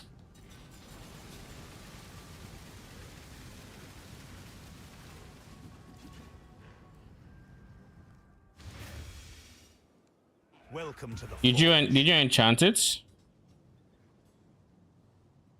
Enchantments work with AG, so long as it's not like a skill. If it's like adds damage, it would work. This one would work, for example. So is there one that's for like phase damage?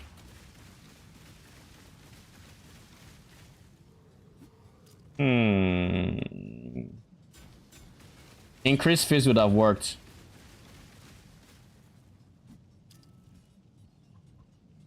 If we went for specifically axe, increased phase would have worked.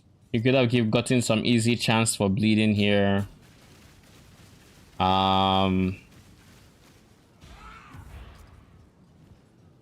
any case, none of these seem like, ooh, curse on hits. Easy source. Anyways, none of these seem like make or breaks for your minion damage. 100% chance to bleed. Oh, it's two-handed. This is two-handed axe. The increased phase is bigger.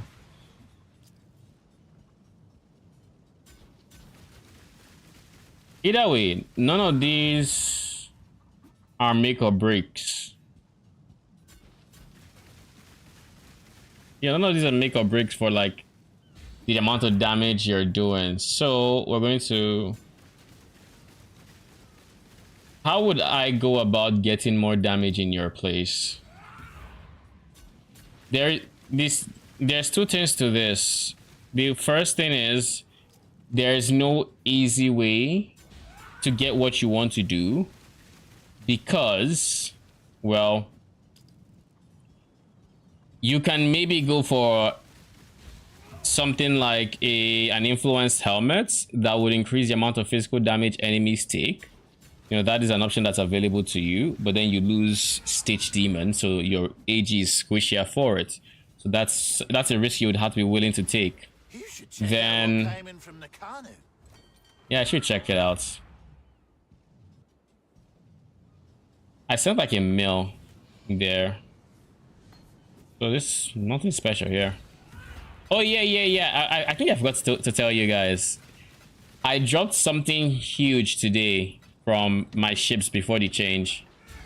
Let me show you all what I got. What was I doing again? Come on, Isla, think it through.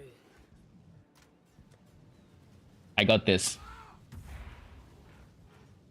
from shipments before the nerf. Or I said before the nerf. I don't know if it's a nerf or a buff. They say it's a buff. It's a buff. I don't know. Anyways, I got a mirror shard this morning. I can get helmet where I would lose two levels. I would not wear it on your character. That is, it'll be something you would wear on your AG to help buff its damage, not on you. You 2 levels is big. Levels to Animate Guardian is also, it's like big because it helps survivability. It gives them health, it gives them damage, it gives them all that good stuff. Now that we have, now that that's said, we could also just know that Animate Guardian, like, unless you give it like a really insane weapon, it doesn't have that much base damage to work with, right? It is what it is. So it is very dependent on the axe you give it. So now if you say 1000 DPS, it's a rare axe, so we missed some opportunities with the enchantment, but like that's not the end of the world either. How can we upgrade bleed?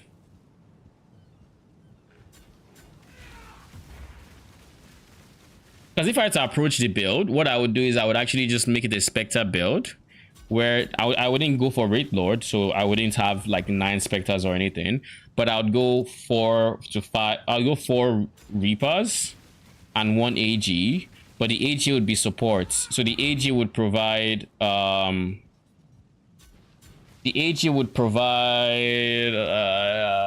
to remember what it is.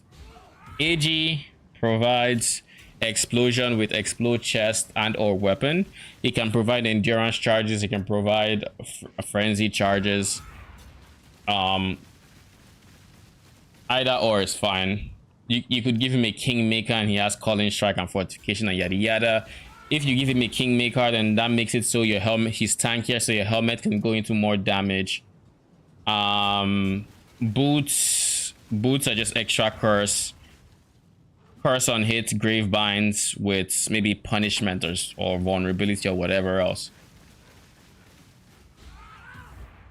You're on gladiator, so it uses explode. I understand that, but the reason I say this is with the AG, you can get chain explosions. With the gladiator node, you explode one enemy and that does not chain. Now, does this, I don't know if this has higher DPS potential simply because I don't know how good perfect blood reapers are. I hear they are very awkward, so it could just be awkward again. But by using them, if you have like 4 or 5 and they're all contributing to a 16 stack limit, you can take advantage of like sadism to make the bleeds go expire quicker. You could make use of like rupture, though I hear rupture is awkward on them, so I don't know. I don't know.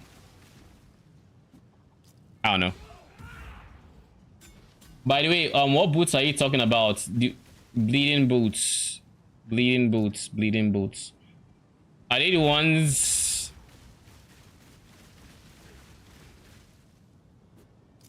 They are the ones that counter aggravated bleeds, right?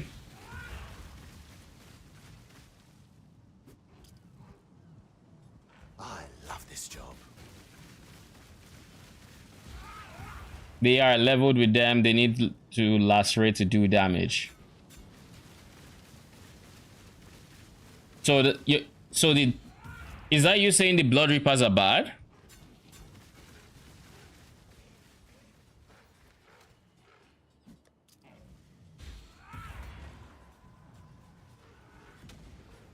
Have you got anything for us to disenchant? It counts as moving? Okay. Let's make some dust. Onward and upward, as Danik might say. They are better than AG.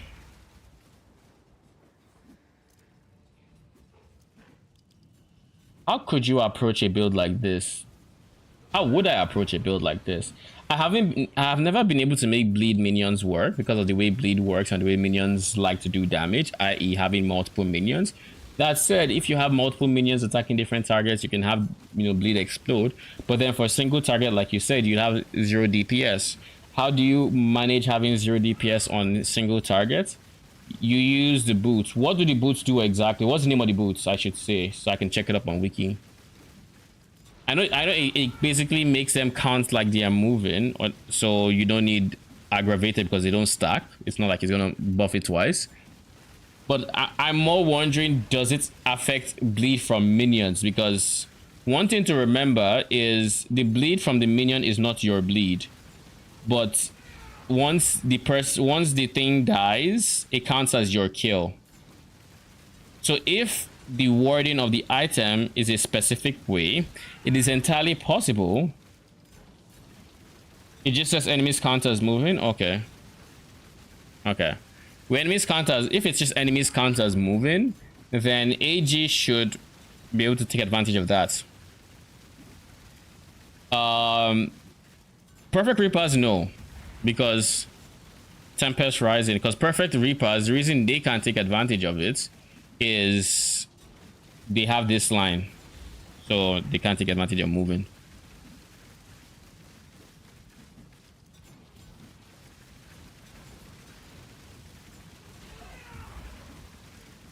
Tempest Rising. It did from all that. How much value did you send, Arcane? And welcome. How you doing? You and enemies in your presence count as moving while affected by elemental ailments. Okay, so basically this.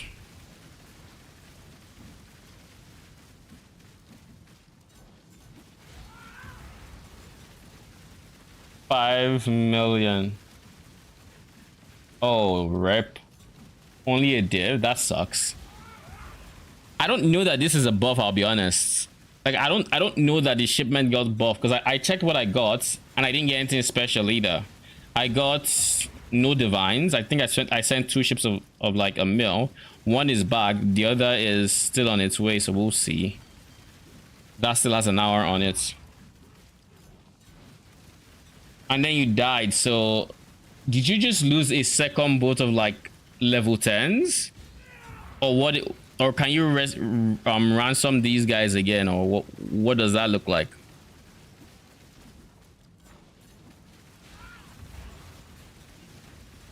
Anyways, back to you, Yako. With the bleeds, if they are better than AGs, we might want to focus on them for bleeds.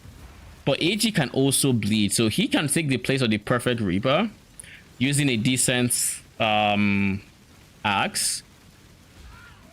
But then how would we do it? Because again, part of the reason this is awkward is I don't have POB open. Let me open POB. Part of the reason this is awkward is Gladiator starts from all the way down here. So if you want good minion supports, you're gonna have to come all the way up here. And that's a lot of points to spend traveling. Now you could end up being very tanky because you still have your block, your lucky block, your what's it called? Your explode, your, well, you don't need to do this one, but explode this one. Yada yada. Anyways.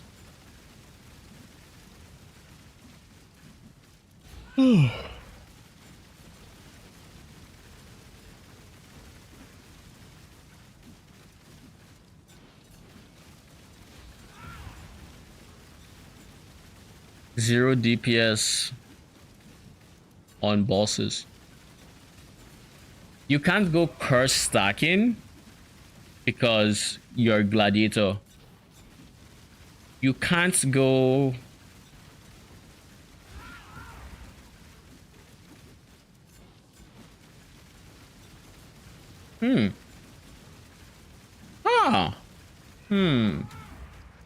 what if you went aura stacking, like aura effect stacking? So you pick up this one that has AoE and reservation.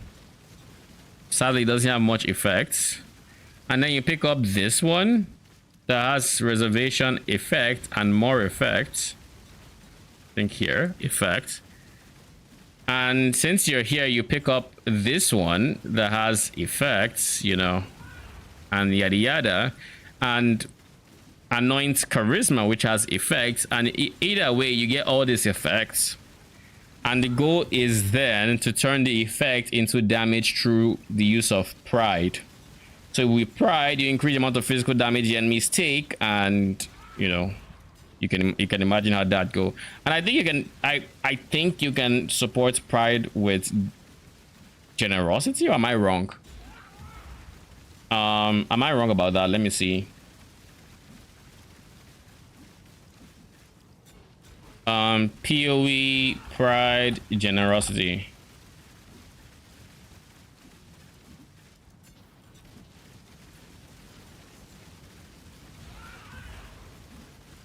Okay, so no generosity. Good to know. But yeah, like that, and then malevolence. These two are very strong auras for bleed or dots and whatever. So malevolence, pride, you stack the fuck out of their effects, assuming you can fit all of that in with points at least. Then your defenses might be lax here is the only thing I'm thinking, but you stack that because we have malevolence increasing the duration of bleeds, and you have these guys. You might want to support these guys with something else. You might also want to have a 12 link weapon slash and offhand. You might want to have a 12 link weapon and squire, rather weapon squire, and then you'd put your specters and your AG in that 12 link, and they would all benefit from it. That is like probably your best bets from pulling damage out of this build. It's expensive, and honestly your bleed might not be that good, but it could work. Let me see if I can theoretically craft a sword that would be good for it. So we'd be looking for a one-handed weapon, a sword. Let's say Spirit Blade. We'd want it to have Shaper. And this is just my default for when I need to do AD. So we'll go 40% more AD. I think they all use melee attacks. I could be wrong, but this has melee tag. Lacerate does not. They don't have melee tag, so we stay away from melee fizz. We go for Ruthless, which scales from what I've heard. This scales the hits and the dots, so we go for Ruthless, and we go for Brutality. So this one is whose mod? Does it say?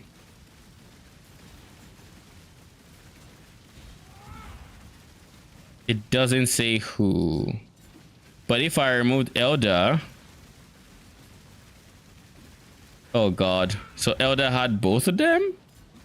Jesus Christ. Okay, we go for Ruthless or Brutality, and then you go for +1 level of gems if you can fit in, because this is actually easy to get if you get an open prefix once you do the Awakener Orb together. Then what can you reforge into?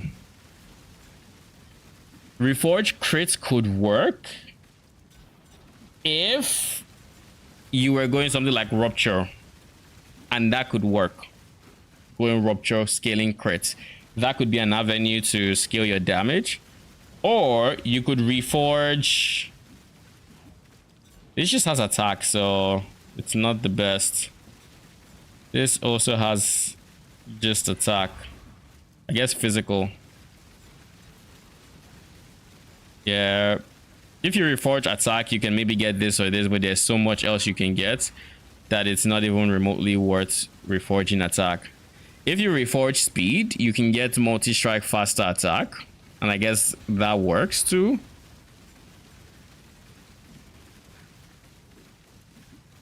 Yeah, there's just no realistic way of getting maim here, because I'm thinking chance to bleed is good.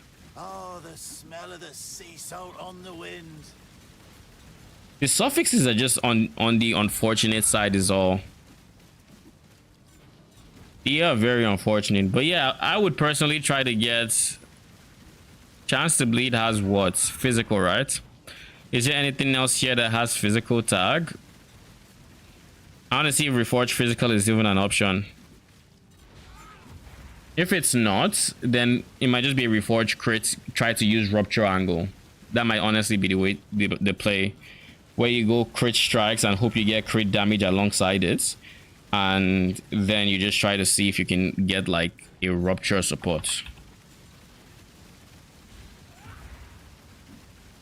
No Rupture. Let me just go animate Guardian here. So like a Rupture support. So this is it. There's no support in this name though. But yeah, then you go Rupture support. Bleed expires faster. It does crits, Rupture, bleeding. They take more damage from bleeding per Rupture on them from supported skills, yada yada. And because it's crits, you should be getting this. Like if you get increased crit alone, you should be, you know, getting this a tad bit more often. That is about like the extent to which my idea goes. And again, just for the AG, you'd have to give him the helmets. You'd have to give him the helmets. I'll just go Craft of Exile actually. You would have to give him the helmet that increases the amount of damage enemies take to physical. So I forget it doesn't really matter, right? Just pick any random one. I forget the influence, but if I had to say, it'd be something like Warlord.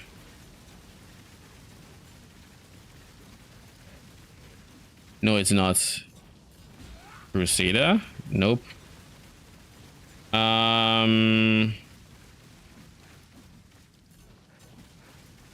Elder? Yeah, that's the one. Elder. Nearby enemies take 9% increased physical damage. So you might want to give him something like this.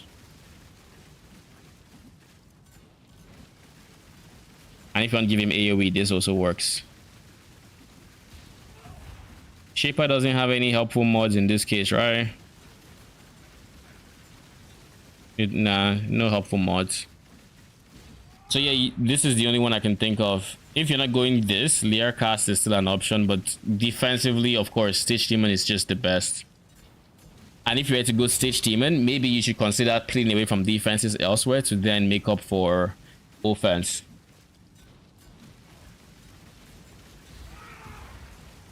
Yes, a support AG, Dark Reaper for damage would probably be the way to go. And then you just have a regular Dark Reaper for its stronger bleed, and then you have the perfects for their stacking bleeds. Okay, Arcane, what is the difference between your mapping setup and your bossing setup, and why is it so much that you were able to die to the boss? Because the boss he doesn't do damage. Well, I should say he doesn't do damage. If you take his debuff, then he does damage. Deconic, what Spectre are you looking to test out? Nah, I'm Forged Warrior right now. So that is the Spectre I'm looking to test. Have a POB and everything. Headhunter, yeesh. I read Headhunter and I'm like, okay, I get it. I fucking get it. No life flask. I've never died to him before. No armor and evasion flask. How do you defend yourself with that setup? Do you just rely on Headhunter for like the buffs? What do you do for what replaces your armor evasion flask when you're mapping? And that's a lot of swapping just to do a boss. They are frozen. What, you don't freeze him? Is he freeze immune?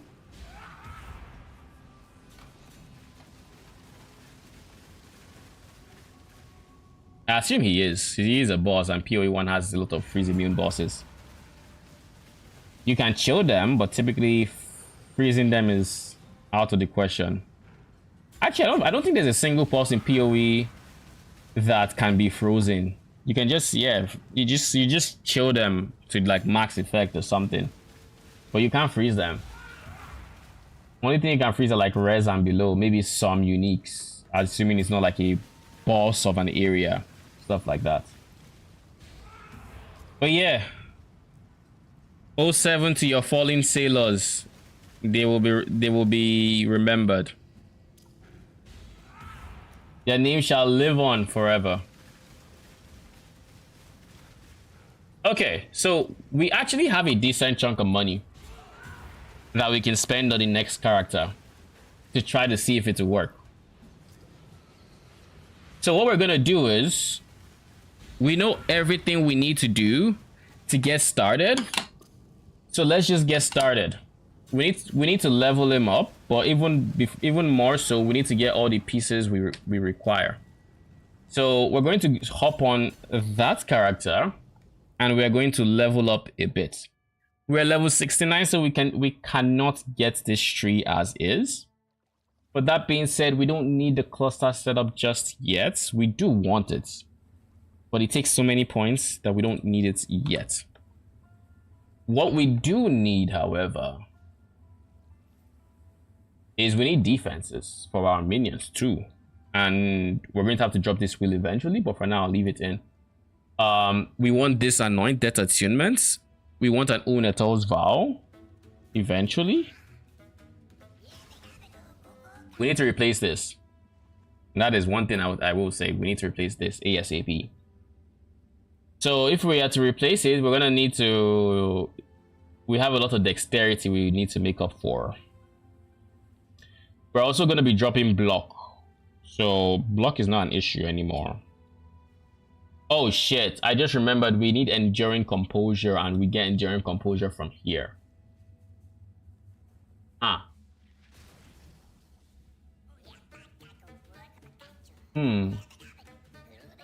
That is something. With 5 points from here, we can get the cluster jewel set up, because we only need an 8 cluster jewel. an 8 passive cluster jewel with what we need. So POE.co.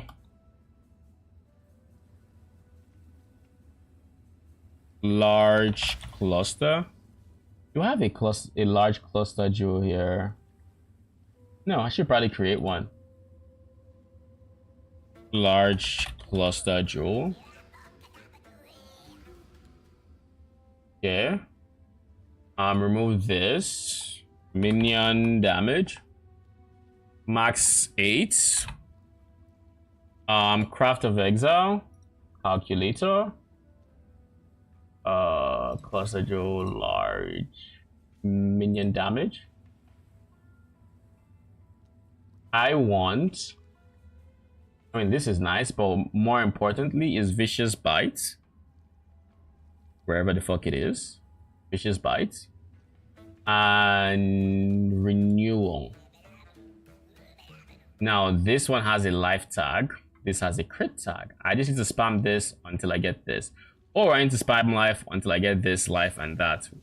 I think this is more likely to hit. I could also just try alt rolling it. That's probably the way to do it.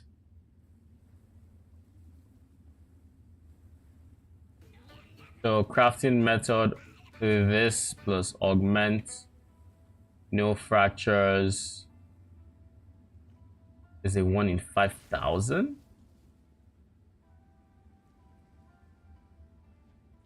Yeah, I don't want to see my face because, like, ugh.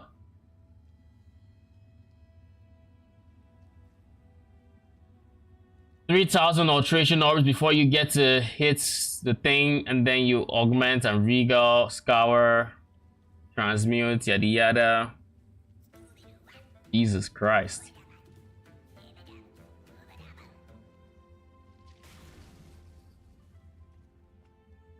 Nachi. We ain't doing this. What about fossils? We can do more life and more crits.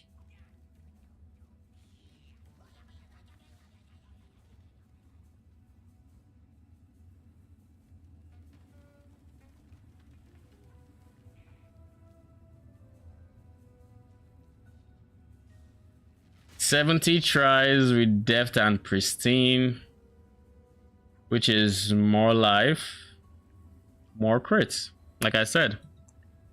So it should take me on average 700 chaos. Why wouldn't I just do this 3 socket resonator? That would take me 31 tries though. It's half the tries and it's barely more expensive.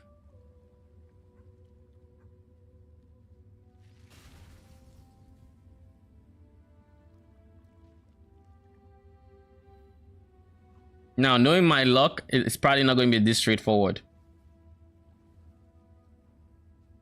Now, if I wanted to include any form of life,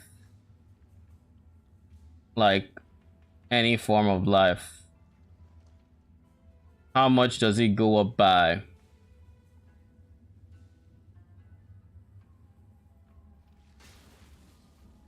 Because it's more life, so I would assume life would be more likely to roll. So renewal and life should not be hard to roll.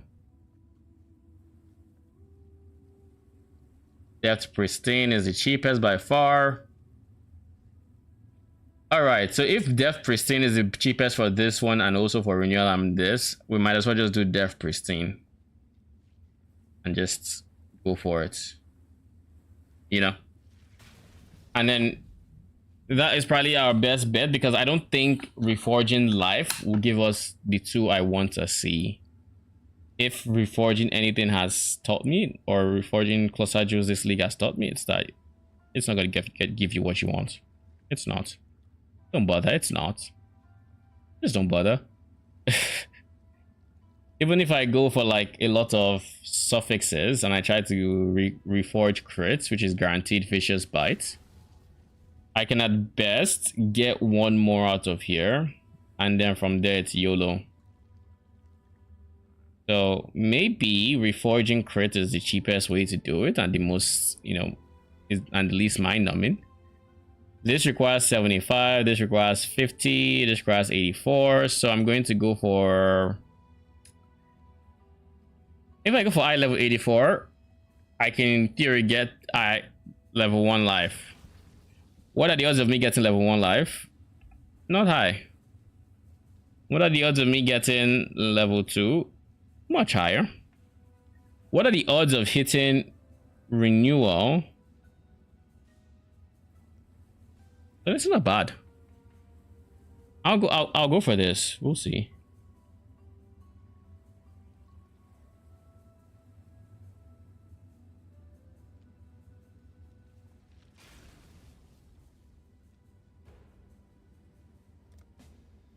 So 10C.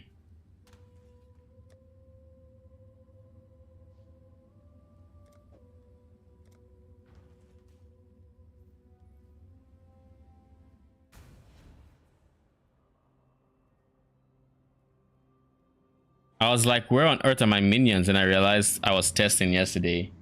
So my minions are not actually summoned.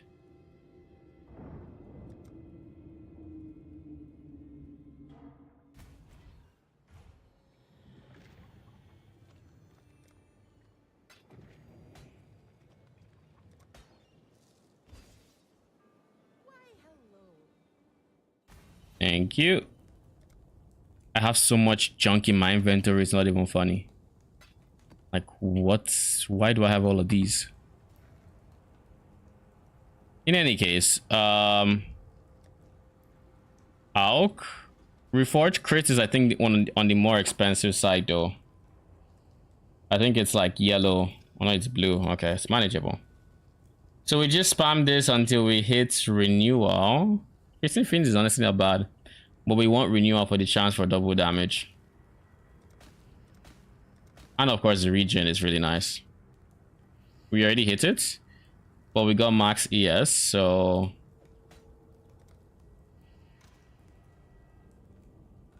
Why am I lagging? Oh ho ho! Ho ho ho! What do we have here?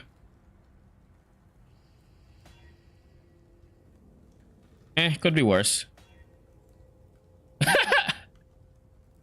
I don't know that the 25% effect does too much, but I will fucking take it. Should I? It's still 1% attack cast speed. I don't know that effect affects notables. PoE cluster jewel does effect buff notables.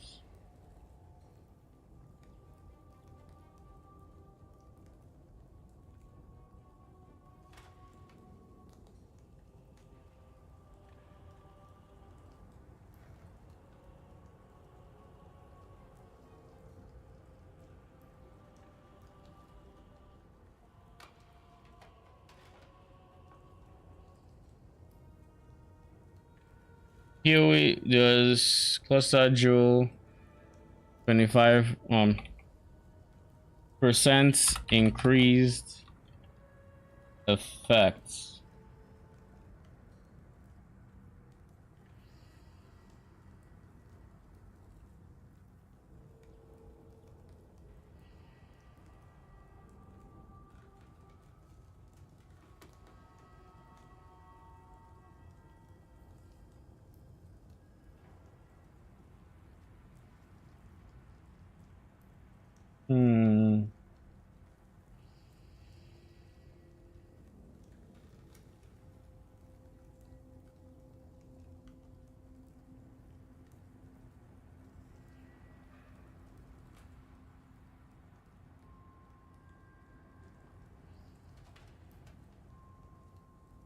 Power plus arc is similar as alt spamming and regaling.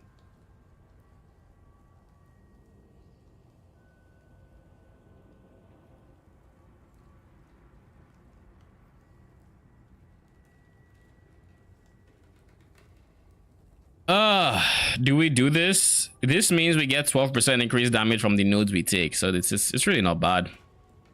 It's really not. worst case scenario, you know? I mean, okay, I'll take it. F it. Said I was gonna drop block. Lol.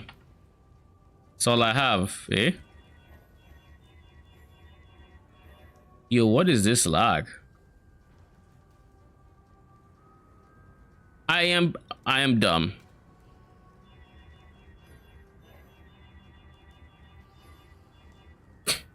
I feel stupid after that. And then I put the wrong tree.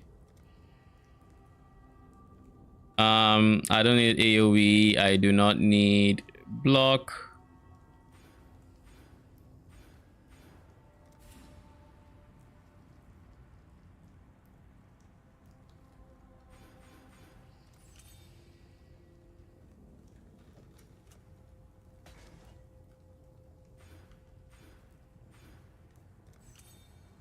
Then we want to get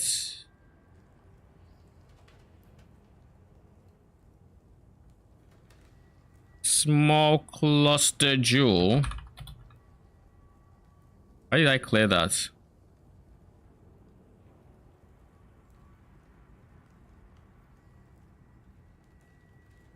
With armor and a max of 2. Levels to be determined real quick.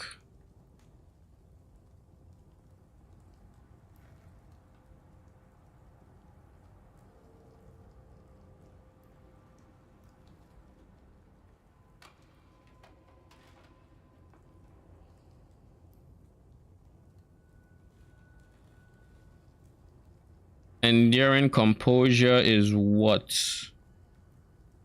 So reforge defenses until I hit like life or something would be ideal. This just requires level 68, but I'll get 84.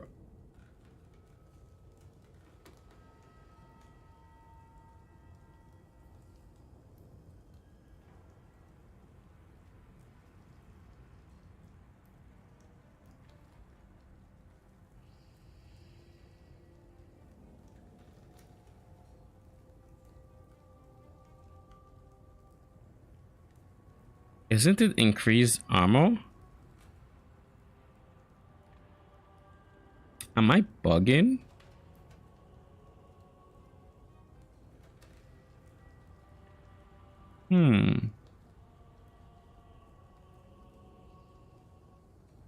Where on earth is my POB? Why did I close it? Why did I keep closing it?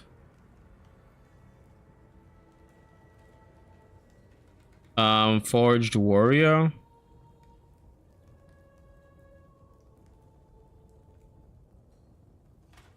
Yeah, it's armor.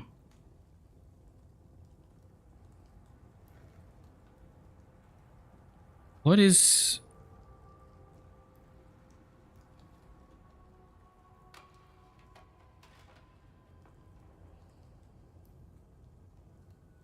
Oh, I see. I'm dumb. It's this one. A small cluster jewel, so it doesn't have that. It doesn't have jewel sockets.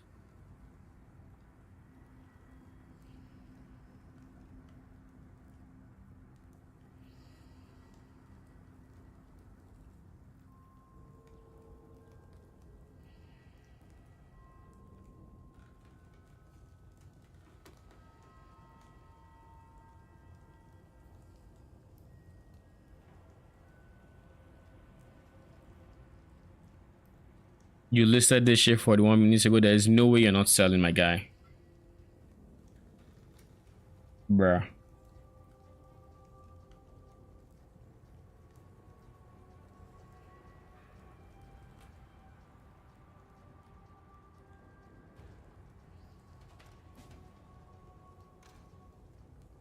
Ten.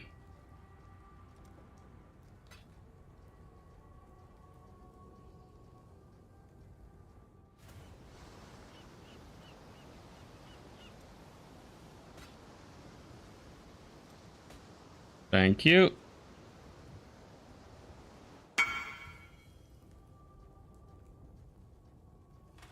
So just reforge.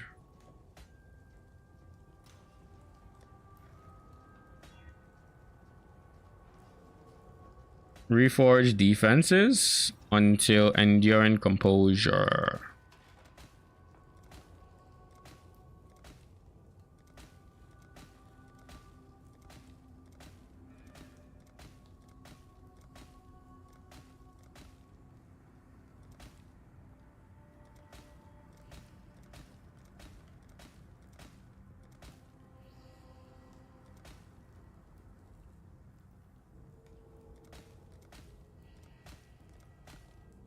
There we go. Also has Dex and Lightning Res, not bad. Why am I getting max ES everywhere? I mean, on my main, when I wanted ES, I wasn't getting ES, I was getting freaking life. Now it's doing the exact opposite. Like, bruh. I should probably remove this because I'll probably get rid of, you know, stuff.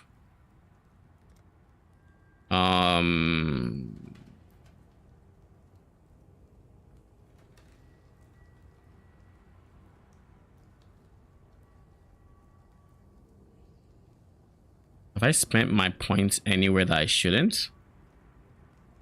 Just here.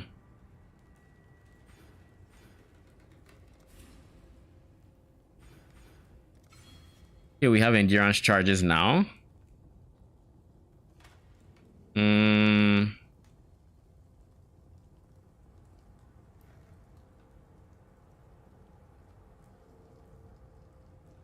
I need to level up my gems. I need to get my meat shield. Wait, I do have extra meat shield, I think. I have an extra meat shield and you. So the meat shield that can go into the thingy is here. I need to get Feeding Frenzy. And I need to level up Bone Chill myself because not many people are going to be leveling up Bone Chill. And I think I have to also level up Awaken Melee Phase, which will be a pain to do. But I guess I just kind of have to if I want to maximize my DPS. Plus, it's just not bad for attack specters to have that ring. So Bone Chill, Melee Phase. I need to Awaken Melee Phase specifically so I can get Intimidate.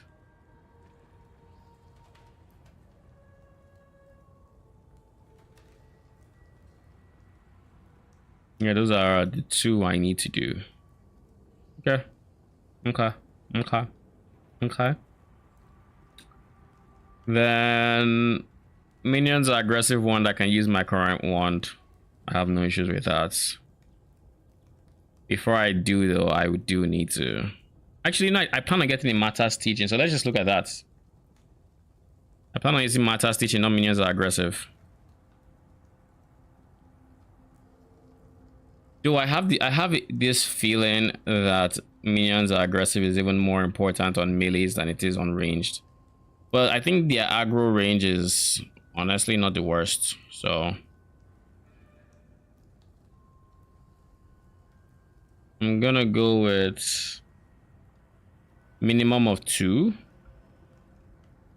maximum crit chance of 30, minimum of 30 or max. This is going to be expensive, but let's see. 7 expensive. This is exactly what I want. It has the enchant everything. Someone clearly use this.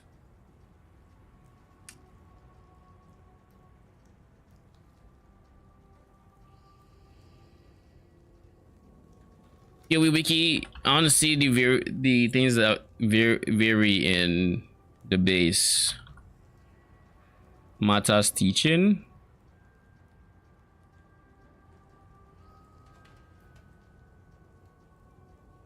The crit chance varies up to 9.1.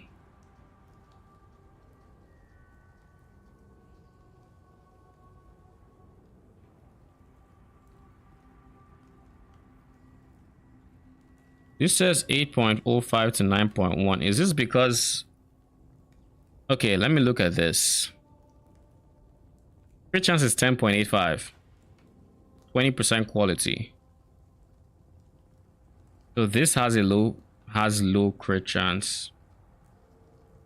This has high crit chance and would be an excellent base for what I need. But it's 1.5 div.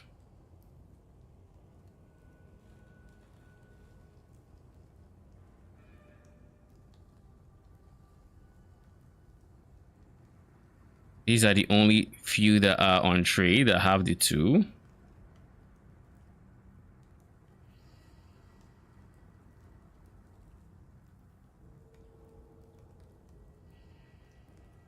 Am I really gonna spend a divine on this?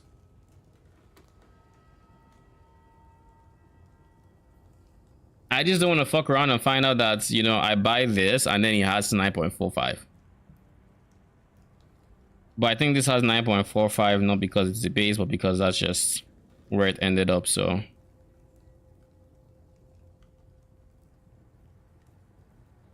I will spend the extra currency and we'll see, simply because I have currency to spend.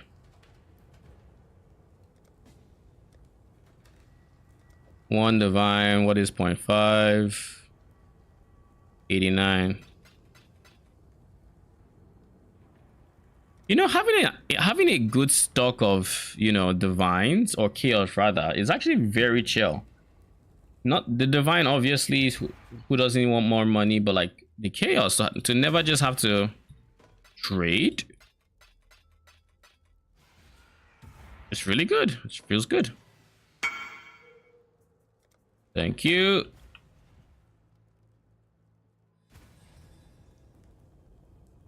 T17s got so expensive so fast. I want to run them instead of selling them. Maybe try scare up strats. Go for it.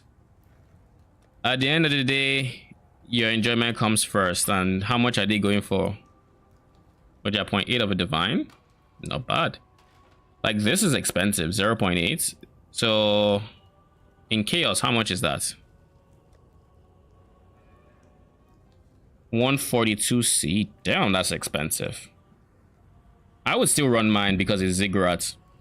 With Ziggurat, if I drop 2 fragments, odds are it's going to be 1 and 2. This right now is 1.3. And if I drop 2 of them, that's 2.6. Even if I drop 1 of that and 1 of this is 1 divine. No, this is not the one. This is what I mean, devouring. This is 1 divine. So that would still be 2.3 divines from that one map. So regardless, I'm still gonna run my Ziggurats. That's why I've been so insistent on toxic sewers, because like Ziggurats is just chill. Like you don't have to stress what fragments you're going to get. It's weighted towards the good fragments. So like you're just chilling, you know. So it depends. Also depends on the T17 you're talking about. Because like personally for harbingers and whatnot, I would really like an open layout. Think dunes, think city square. I would love, you know, open layouts. But city square gives sanctuary, dunes gives fortress, or I think it's fortress.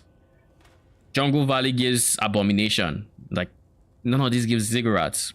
The ones that give ziggurat that are like underground sea.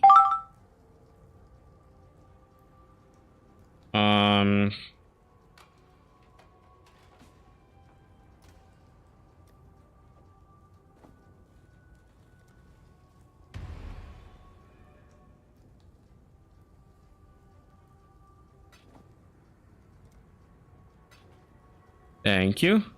The ones that give ziggurat are like underground sea. They are like toxic sewer. I don't know an open layout that's giving ziggurats. I could look into it now, but I don't know maps off the top of my head. So Blessings. but before we even try to figure that out, if I'm gonna figure that out, I want to put the enchant. So crits. Oh, it takes 5,000. I just got 10 divs, so that works.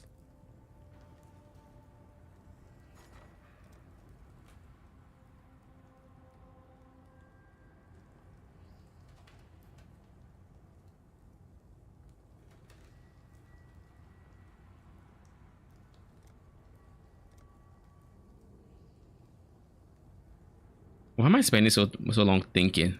My brain is being slow right now. I want this is going for 8,000. I will push this for a 7,200. I want 7,200. What are you talking about? One.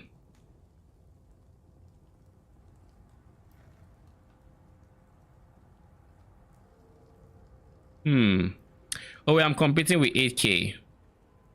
I want 7,900 rather. My brain is refusing to work right now, but I assure you I can think. Kind of. 5K. Give me that. Call me a dictator all you like. I need the money.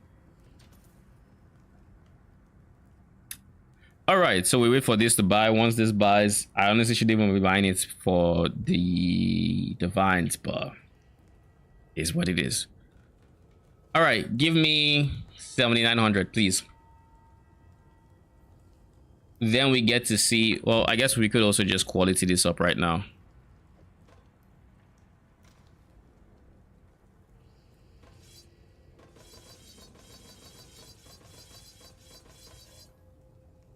Okay. Oi, Faustus, what gives?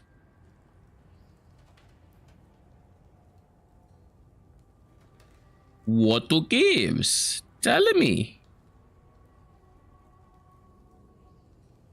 I don't want to cancel this and just buy it outright. So what I'm going to do instead is I'm not going to use my chaos. Fuck that.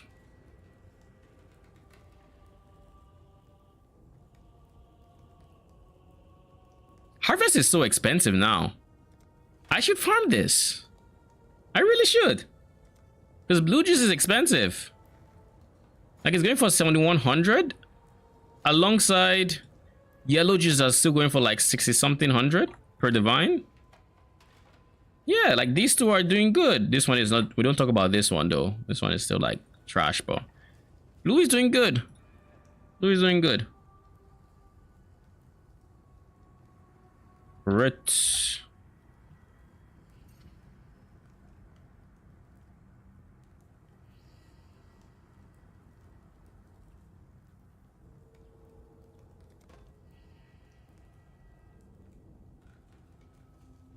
So it looks like we just wasted some money because it's still 9.45. It's not 10. I don't know why POB is telling me 10 point whatever. It's not 10. It's 9.45.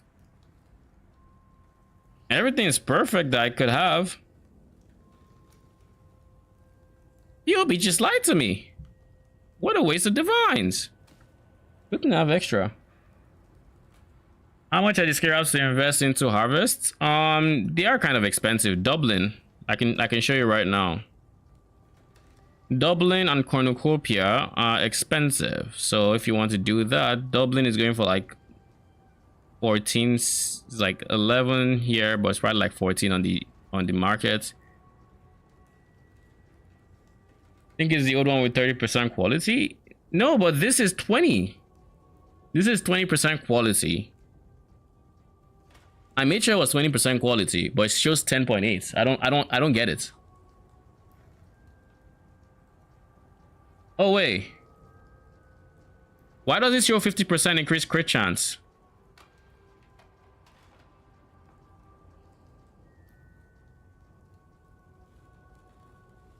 They nerfed it?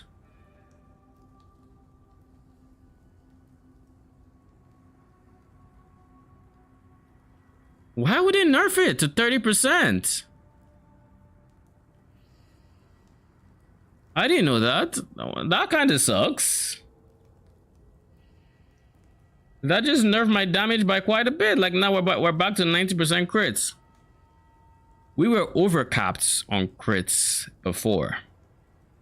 Now we're 90%, which means we need more crits. But I'm not actually going to try to get even. I'm never going to remotely act like I'm going to get more crits. Like it's not happening.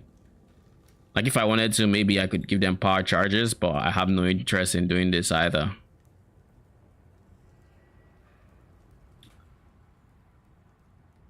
Yeah, I have no interest in doing this. Because then I would have to have a host chieftain. Nah. I don't have space for another support. So we're gonna use this. We're gonna use this. Okay. 90% crit. It is what it is. We might as well just switch.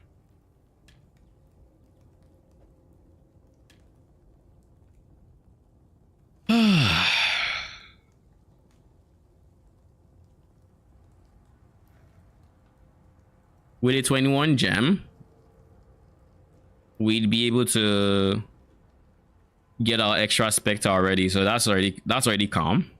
We still need to get +1 here. Then what else do we need to do? We need to replace our boots, our belts, definitely our chest. I think what we're going to do is tomorrow we are going to craft. I think tomorrow we craft this. We craft a chest piece tomorrow. I'm quite busy tomorrow during the day, but I want to get the chest piece done. Yo, it looks like I'm holding a fucking mallet, a sharp pointed mallet or something. So is this what the in-game model looks like? I would never have, like, it looks like a bone. Like, all the color is just gone. It looks like a stick. It looks like I'm holding a witch doctor's stick. Interested. Anywho, so tomorrow will be a crafting day. We need to make the chest piece tomorrow. We're probably going to spend a lot of money doing this. If I have to estimate how much it's going to cost, that fracture would be a bitch and a half to get. But once I get that fracture, and I will get that fracture, it just means, like, right now I'm going to have to recombine, which is it's less than ideal, but it is what it is. I'm going to have to do that. Then I'll get it on the Saintly chainmail. I assume I have the stats I need. 287, 394. Even if I were to remove 100. Because this is like 113. 13, that's 269, 169. I'm slightly under the requirement, so I do need slightly more strength. I don't know where I get more strength from. I think I get more strength from here, in reality, or here, or here. There's so many places I'm supposed to get strength from. And now that I have this, you know, realistically, I should just also do this. And I have enough strength. But yeah, I'm going to get this one, then I'm going to beeline it for this one. But yeah, the plan is to get my +1 Spectre. I also just need to level up this character because for the most part, I need to do something about fire. How did I lose fire res? I don't know how I lost fire res. I'll be honest. I'll be very honest. I don't know how I lost it. Oh yeah, I didn't finish. I'm so scatterbrained. I didn't finish your question, Arcane. So this is a scarab you'd want to use. That's like 14C, and then the cornucopia is the other one you'd want to invest in. And this is the expensive one. This one is 3 to a divine. So this one is like 20 something. Where's chaos? Bruh.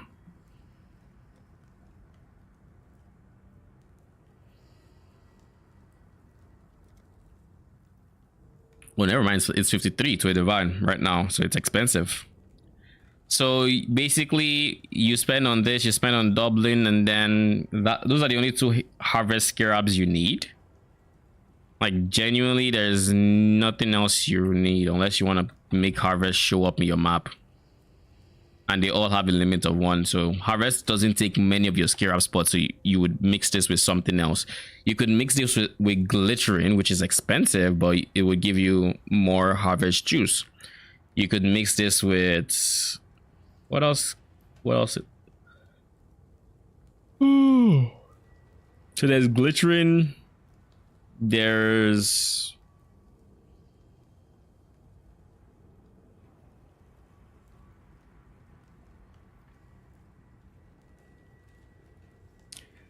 awakening. I was trying to remember the name. I swear my brain isn't working tonight.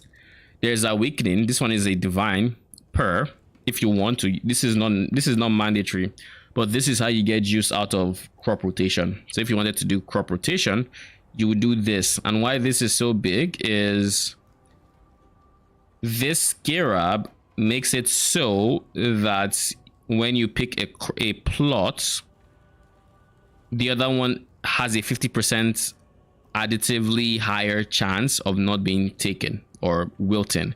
So that leaves you with a lot of extra plots to then boost the main crop of the day, pretty much.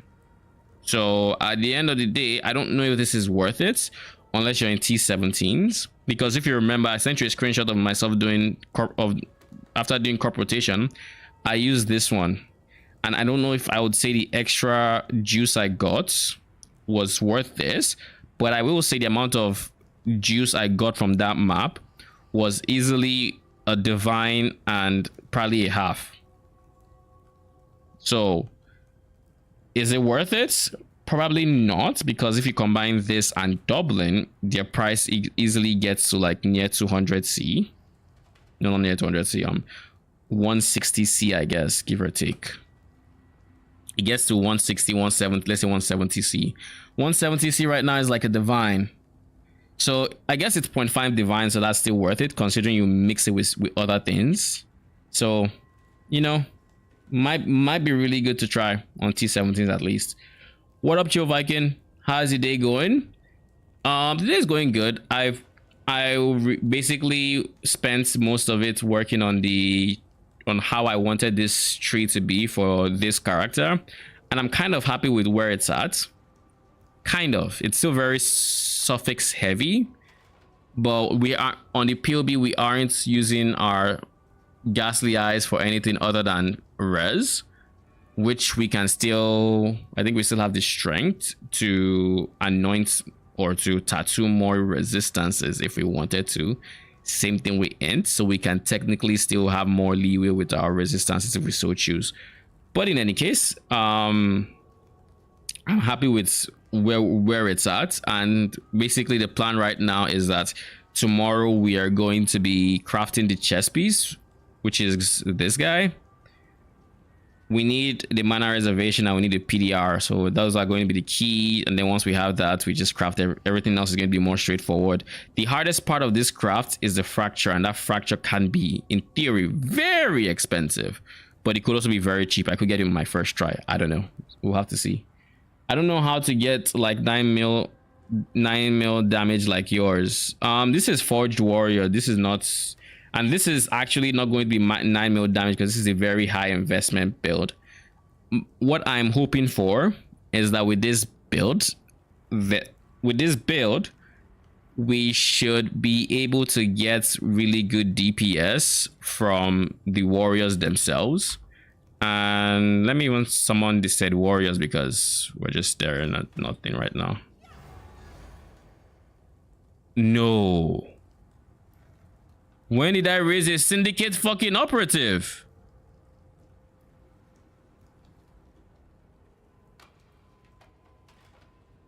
When did I soil my freaking desecrate pool? Did someone bring a syndicate operative here? Is that what happened? That can't be what happened, right? Please tell me it's not in my pool. Oh God, it is.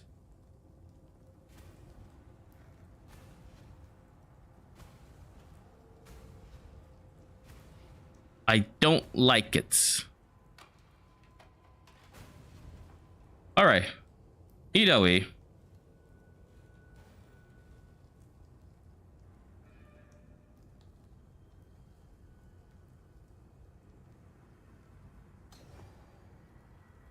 So this is essentially the plan.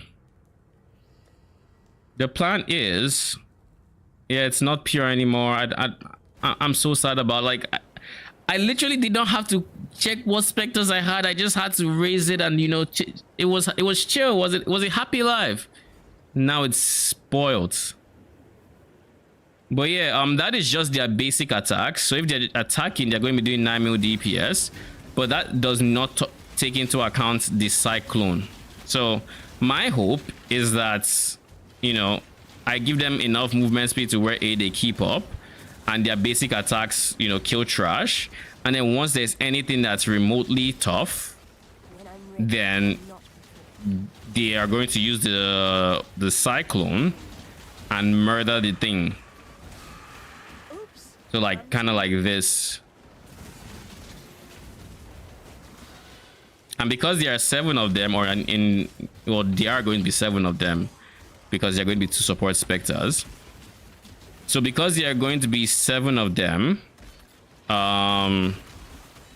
there should in theory always be somebody that has some water spout or the other off cooldown, to where even for general clearing it would still be useful.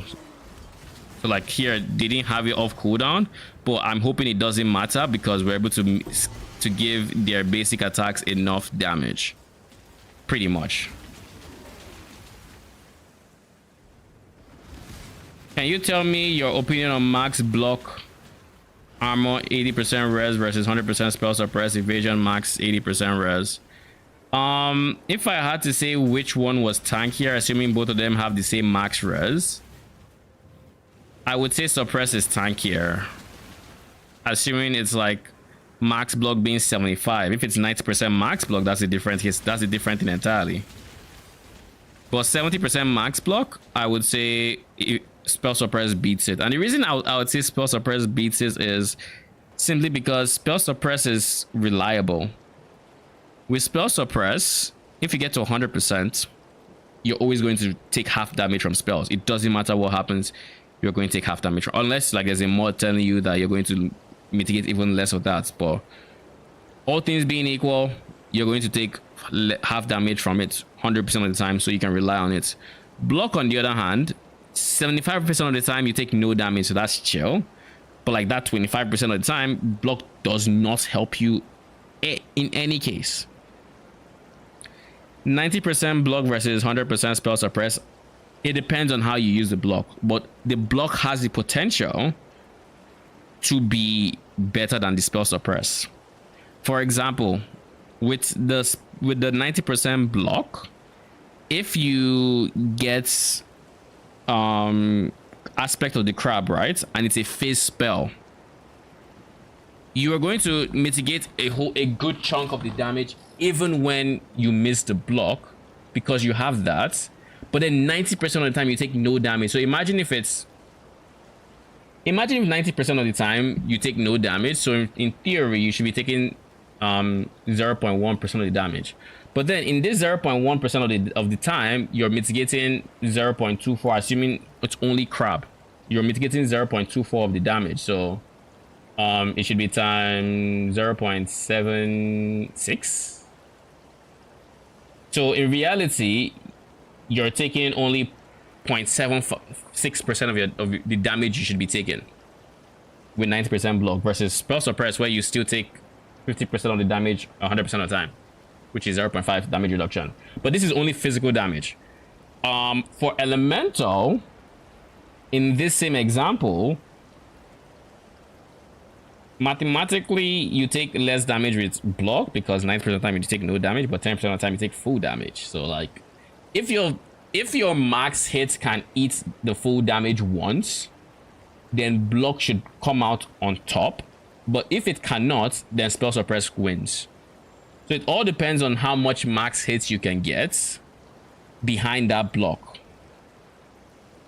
That would ultimately tell you which is better for you. So in the case of yours, if you have aspect of the crab and you then scale your max res to scale that elemental max hit, or you scale your life pool, either way you scale your elemental max hits, then it should beat spell suppress. Unless like there are still some niche situations where spell suppress still wins. Like I think Uber at Siri would still win, because there's big like fire pen, So just having the straight up mitigation would be very good, but at the same time, blocking it is even better. So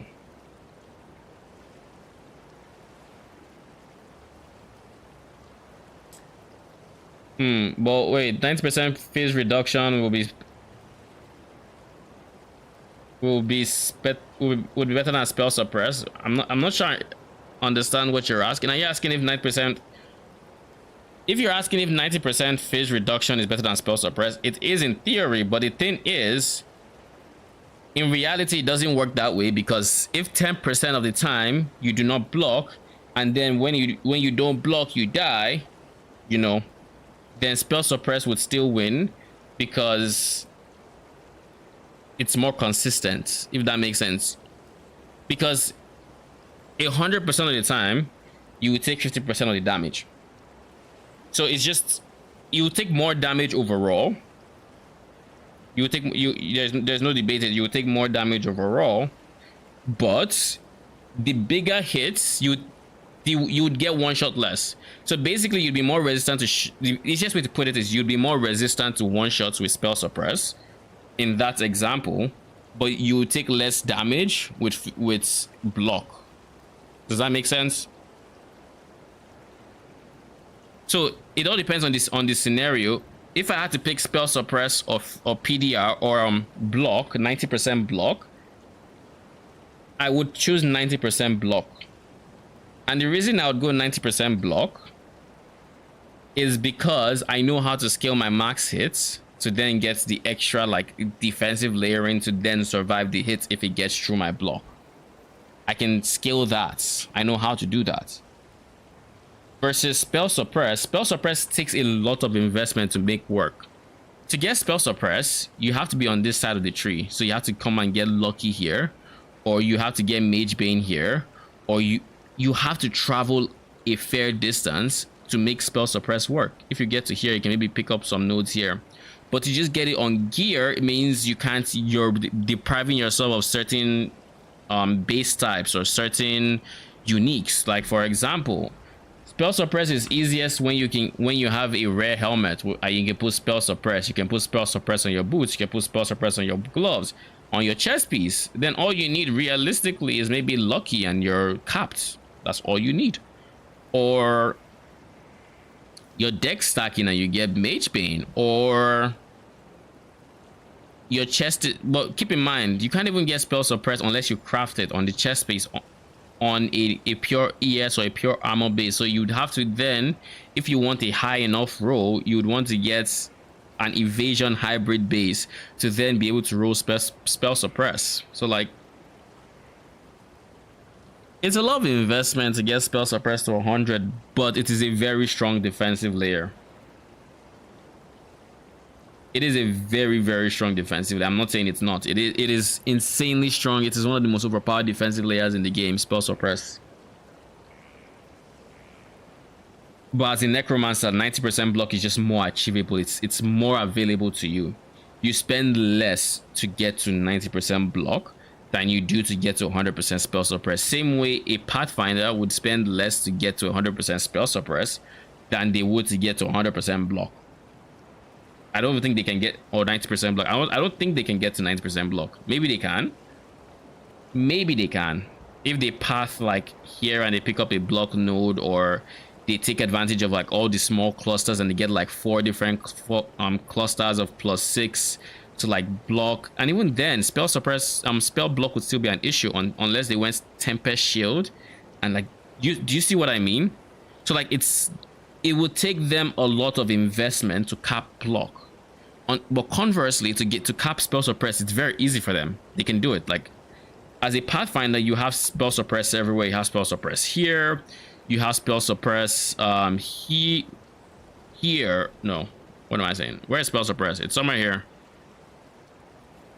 Where the hell is it? Yeah, here. They are making me look. They have spell suppress here. I think they have it here. Yes, they have it there. They have it. They don't have it here. This is more trickster, but they can path to it. But like, just between the nodes I've shown you already, you can easily get to 100%. Like, you have your choice, and then they still have access to Mage Bane. Like you have more than enough like options to pick up 100% spell suppress. But if you look for block, they don't have much of it. Like they have it they have some block here, but it's like 2%, 2%, 6%. And if they don't go for that one, there is 4% here. And notice how far apart they are. They're not easy to just, this isn't block. They're not easy to just pick up versus with the Necromancer, where you just have block here, you just have block here, you have block here. Like you have, well, mostly spell block is available here, and then mostly attack block is available here. So like attack block is here, attack block is here, attack block is like here, here. Like there's more than enough attack block here, there's more than enough spell block here. Each side of the tree has its own specialty, and depending on where you are, that would determine if it's even worth it to try to invest in something. I never go for spell suppress because in my opinion, it takes too much of an investment. On this character's build, for example, I cannot, even if I wanted to. Why? Because that would stretch me way too thin. Way too fucking thin. Because like, if I'm already using a unique helmet, I'm using unique gloves already. That's too unique, so I can't get spell suppress on. That leaves chest piece and boots and maybe shield, but I plan on using a fossilized spirit shield to get minion crits. All of a sudden it's no longer that achievable, so again it's not going to be more of a pain, you know. So like it's just things like this cascading. So then I would need to invest a lot more inside the tree to get to 100% spell suppress. So I might have to like anoint, instead of anointing Death Attunement, I might have to anoint Invertebrate, which would give me 15% chance to spell suppress, and then increase the damage I prevent. I might have to do something like this, you know, or maybe try to path to pick up Mage Bane because I would be here, so maybe I'm thinking, okay, I'll just go pick it up there, you know, stuff like that. Anyways, it's because I'm like literally not playing and looking and trying to learn from a lot of POBs, but getting pretty into a permanent loop of not deciding. Oh, if you want my opinion, POBing is fun and all, but you would eventually get tired of it. So you should learn from POBs. You should learn from, I guess I should just open this and not that. You should learn from POBs, you should learn from where you can, but at some point you want to take it in game and just go for it. This is Ethan. This is Game Reports POB, right? AFK Blight. Already level 100 AFK Blight etc. Yeah, Ethan loves AFK Blight. It's funny how I saw it and I instantly recognized the tree. Not too many people take Supreme Ostentation. Not too many. Very few actually. Like it barely happens. So when I said, I'm like, all the tattoos, Supreme Ostentation. It's not CI. It's Ethan. Plus, I can see all the Dread Marches renewal, so you can your Stone Golem. Yeah, I've seen this POB in particular, I think.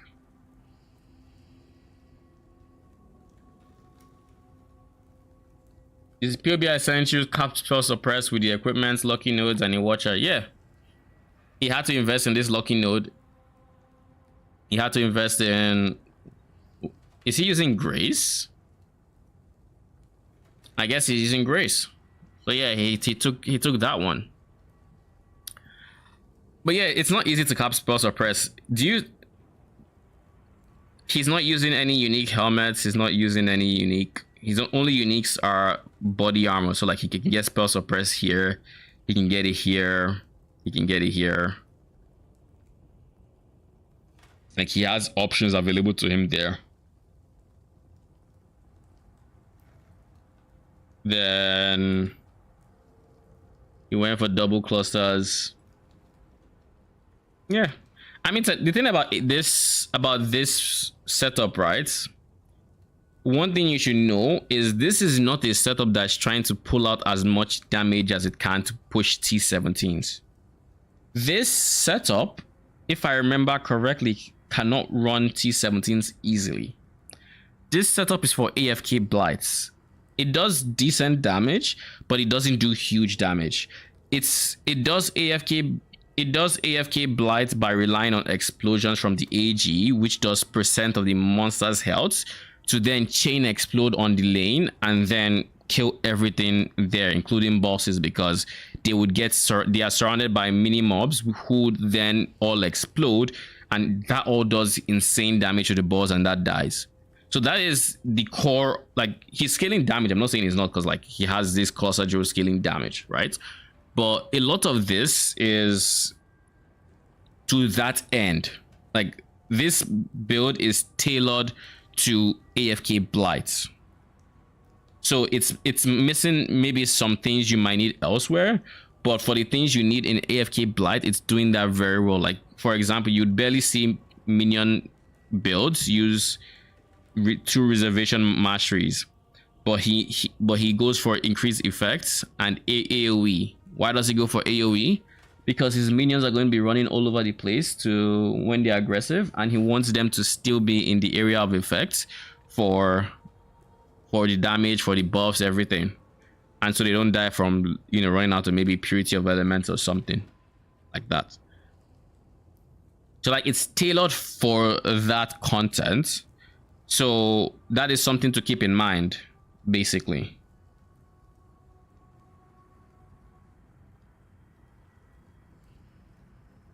The uniques hurt a lot of the spell suppress. Yeah, once you start packing on uniques, and that's why spell suppress is especially awkward on raid lord setups. If you're going spell suppress on a raid lord, you cannot go a second unique on an important piece. On your gloves, on your boots, on your chest, you can't go. You literally cannot go. Does he? Okay, no, he doesn't use a shield, so he doesn't have spell suppress. You literally cannot go a different unique. You just have to go res. Your my brain is started to hurt. It's a lot of information. I get it. It's a lot. It actually is. But in a good way, explanation are just sublime. Thank you. Yeah, I'm no problem. I'm happy I'm able to explain it in a way that, you know, is concise and that you can understand. Because one thing I don't want is to be confusing, right? Because it's one thing to know to understand, but it's another to try to explain that.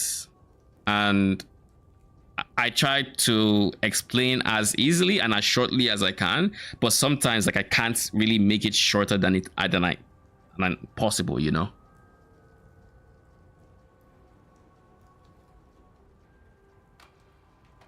The part of the aura area just hit me different. It's not something people think of. Like, for example, with my current build, I just unspec'd out of it, but I had aura area of effect. Why? Because I was using needle horrors, and those specters, they just like to run around. Like it's like dealing with little kids. They just run all the way, like everywhere. They refuse to stay around the grown up. So like, I had to use AoE so they would still be in range of like the aura that I'm casting, so they actually do benefit from it. Because if I chase them, they're just going to run further away, and it's like, you know. But like, these guys, they don't care. They're chilling. Like, they're here. When I'm running forward, the attack, we're chilling. We're a crew. But the needle horrors, they just be everywhere. Like literally, you see how these guys are standing still. Needle horrors don't stop. They just go zoop, zoop, zoop, zoop, zoop, zoop, zoop, zoop, permanently just moving, and they're always staying like on like the edge of where they can to you. Like, I don't understand what it is, but like, you know, that's needle horror for you. That is something like I overlooked when I worked with them in Affliction.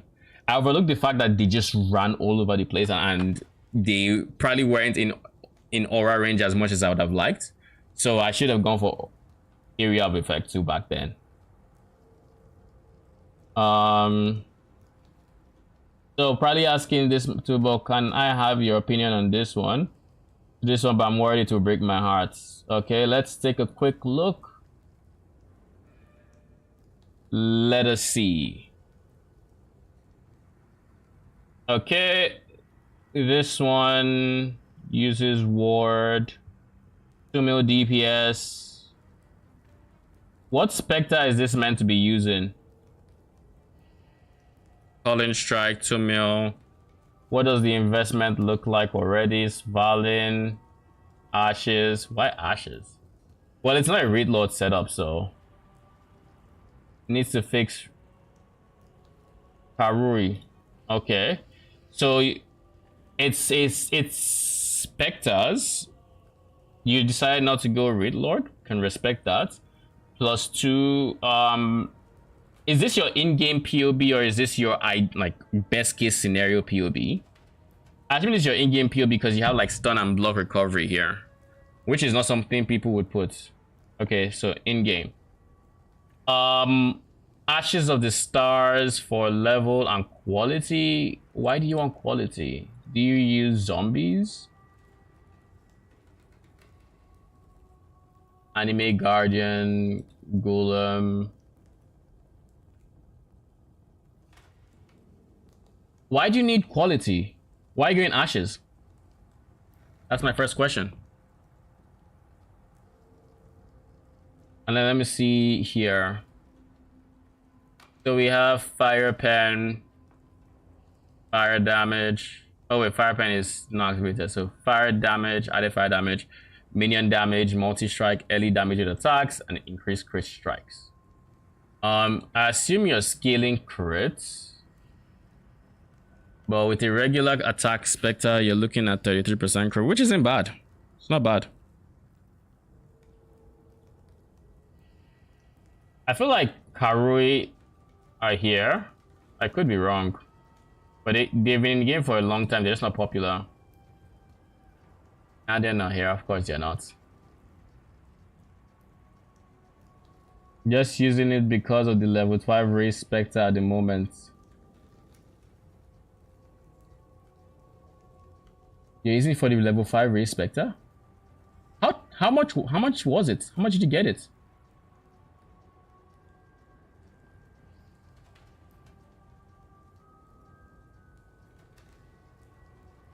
You have minion damage giving you +1, so that's 22. Your wand is giving you nothing.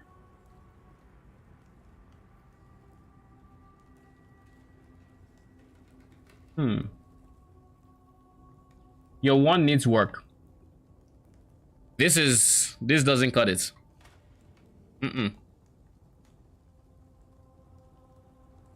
Minions are aggressive. I assume it's not fractured. And you really want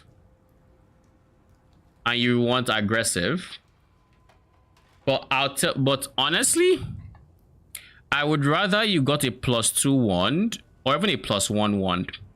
If you got a wand like this, you get a wand, it has +1 to all minion skill gems, and then it has, let's say it has high minion crit. This is all you look for in trade.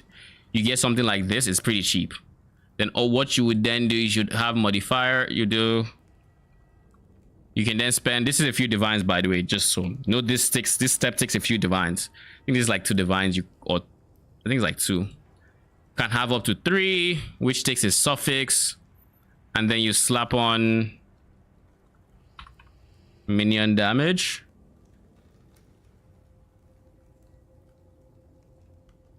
And I assume you're not using the trigger, right? But you can use this to get a trigger. Then you have a trigger wand. You have damage, you have crits, you have levels. This would boost your DPS by a good chunk.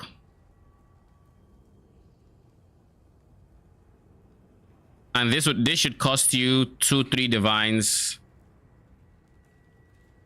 Now, granted, you lose aggressive, but I'd almost wager like from what Stormblind told me, it sounds like the Karui have good aggro range even without aggressive, and worst case scenario, if you dump this and you give it Feeding Frenzy,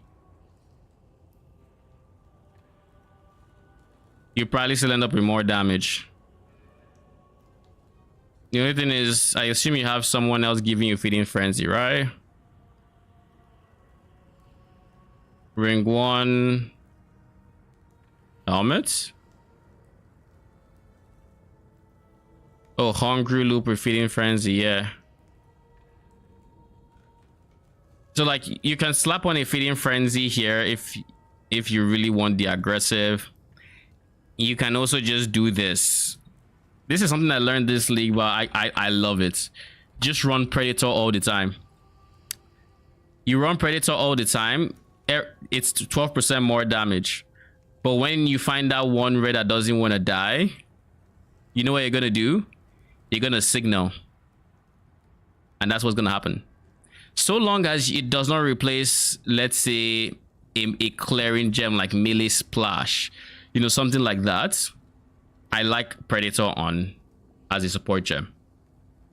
So like I would still go for non-aggressive and then go for this. And you know what happens when you go for, let's say, non-aggressive and then there's Predator? You'd be surprised. Like if I pull up my video, YouTube, I'm going to pull up my medium budget video. Because I'm going to pull it up because in this video, hey guys, right, in this video here, notice I have Predator on the bar. I can run around and they're going to keep attacking. They're not going to stop. Is there a boss fight I really did this on?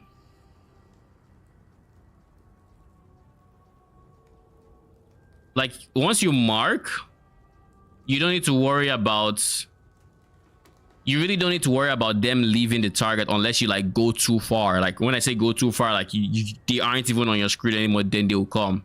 But once it's marked, like look at where they are. They aren't following me. And granted, you have to manually mark, but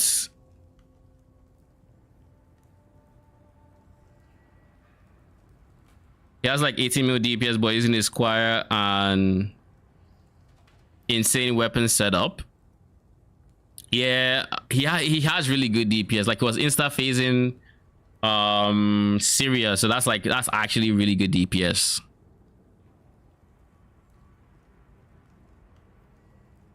So that's what I would recommend anyways. Just have Predator up. Predator basically means having Predator permanently up. What it means is you would have less damage for the clear. So like for trash mobs, you'd have less damage. But if you already have enough damage to one-shot them, then it doesn't matter. You just one-shot them for free. And then when you run into the people that you do want more damage for, you can press a button and have even more damage than you did without. Like this would do more damage. Like look, you see, right? 2.6. With this, it's 2.2. And granted, this is not your carry back burner, so it's not reliable, but it's using an attack Spectre all the same with a default attack. So in some ways it's transferable, in some ways it isn't. But either way, Predator is more damage. It's literally a 36% more multiplier gem, and it makes your minions just focus on a target. If I prefer using Predator, it's basically better to look for the Squire build. Yes, it is. It will be more damage, but then you lose your Svalin. So it's something to keep in mind. You lose defenses, but then you gain offenses. Smoked, what up? How you doing? How's it Tuesday? Pogging. My day is fine. I'm working on my next build. I have the POB right here. We're trying to make Forged Warriors work, and I have no idea what it's going to look like.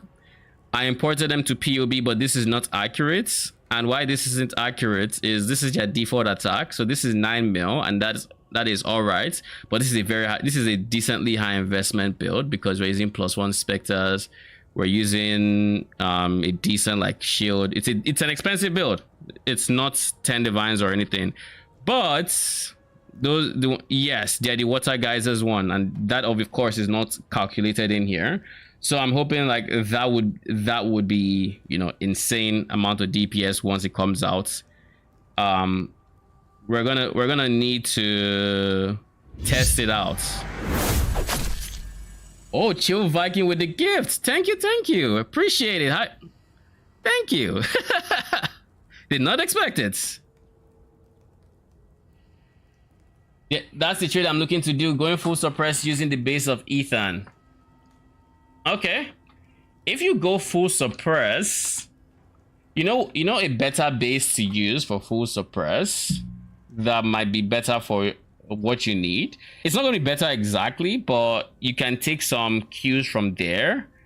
You can look at Helmslayer's high budget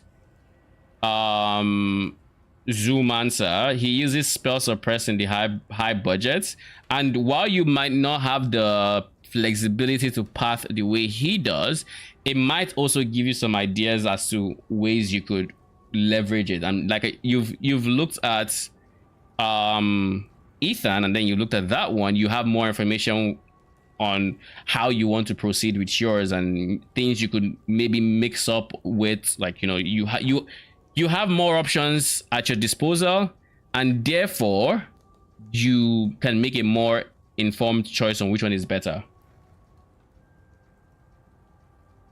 Oh, Helmbreaker. It's Macro.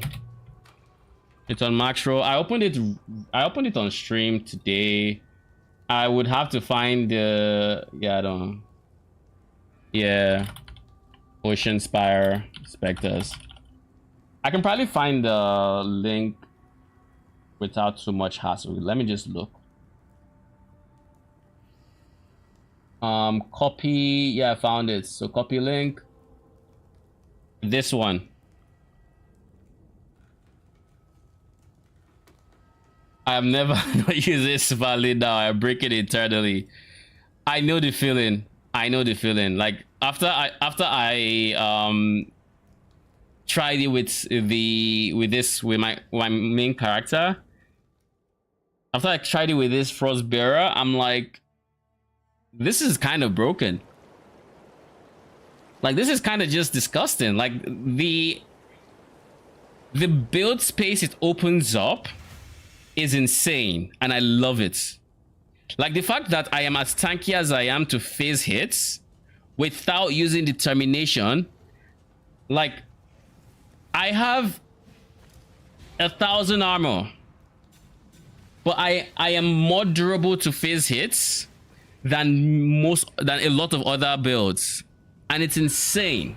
Why? Because I can leverage the shield. It's wild. Like 91%. Yeah, that's not balanced. 91% block. I'm hoping they don't nerf it, and I'm hoping it of course stays in the game. This is what I think is the best case scenario. I think what they would do is they would leave it in the game and they would make it rarer. I'd be happy with that. Like, I'm fine with that. You know? That is the most likely thing they're gonna do. If they nerf it, I don't know what they nerfed though. The thing that makes it OP is a lucky block. So if they remove the lucky block, then there's no points. New tier 0, I honestly would not be surprised. Because how many tier 0 shields are there? There's only one I know is a Squire. I don't think is Aegis to tier 0. I'm not sure. I know Squire is. Aegis might be. Might.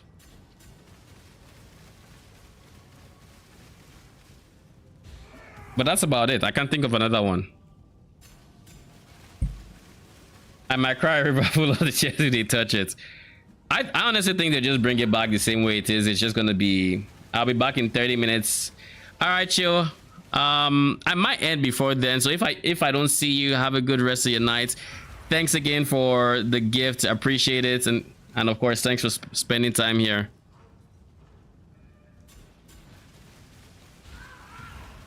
But yeah, like now I'm even like in this build I made, right? This one doesn't take advantage of this Valin. It doesn't use block. It's very tanky. Actually, it's actually tankier than it looks because it has immortal call that make once the defensive is up, it's this insane with Fizz max it, but you know, that's fine. Anyways, this guy doesn't use this Valin, and I don't know how it's going to feel. Keep up the good work. Thank you for the 1 chair.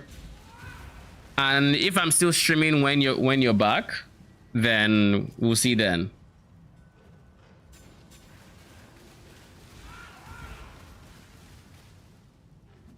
Anyways, but yeah, I hope this works out. I don't know if it will. I'm kind of dying inside not using this Valin, but it is what it is. I know this is not the last build I'm gonna have with this Valin, that's for sure. So once this is done, if this works out to be very fun, then I'm guessing the next one we'll have is Valin. I don't know how. I don't even know what build it's going to be. But what I do know is I want that shield. And the funny thing about the shield is when I saw this shield in like when they revealed it, I'm like, yo, this shit looks kind of broken. Like I messaged, I did the calculation, I'm like 88%. Why is nobody talking about this? This is insane. And that is when people started like making videos about, like, that's when I saw Dreamcore's video like 2 days later. He posted that. I think Gazi also made a video before the stream. But I'm like, because everybody was focused on like other things, but I'm like, you're talking about Gladiator. Even Gazi was about Gladiator. I'm like, what about this shield though? Everything you said about the Gladiator is on this shield, but this shield is available to everybody. So as soon as the season started, this shit was dirt cheap. I picked up this 15% for 30 chaos because I'm like, there's no way this shit stays cheap. Now this thing is like 3 divines, 4 divines going up. So like there was no way it was gonna stay cheap because it's such a strong shield. It's such a good shield. Yo, they shouldn't touch this shit though. You know what would be wild? Trying to get to like 95% block. Wouldn't that be fun? That'd be insane fun. I'll be honest. Like, you only take 5% of the damage that hits you? Shit. I might just do that, honestly. I actually might just do that.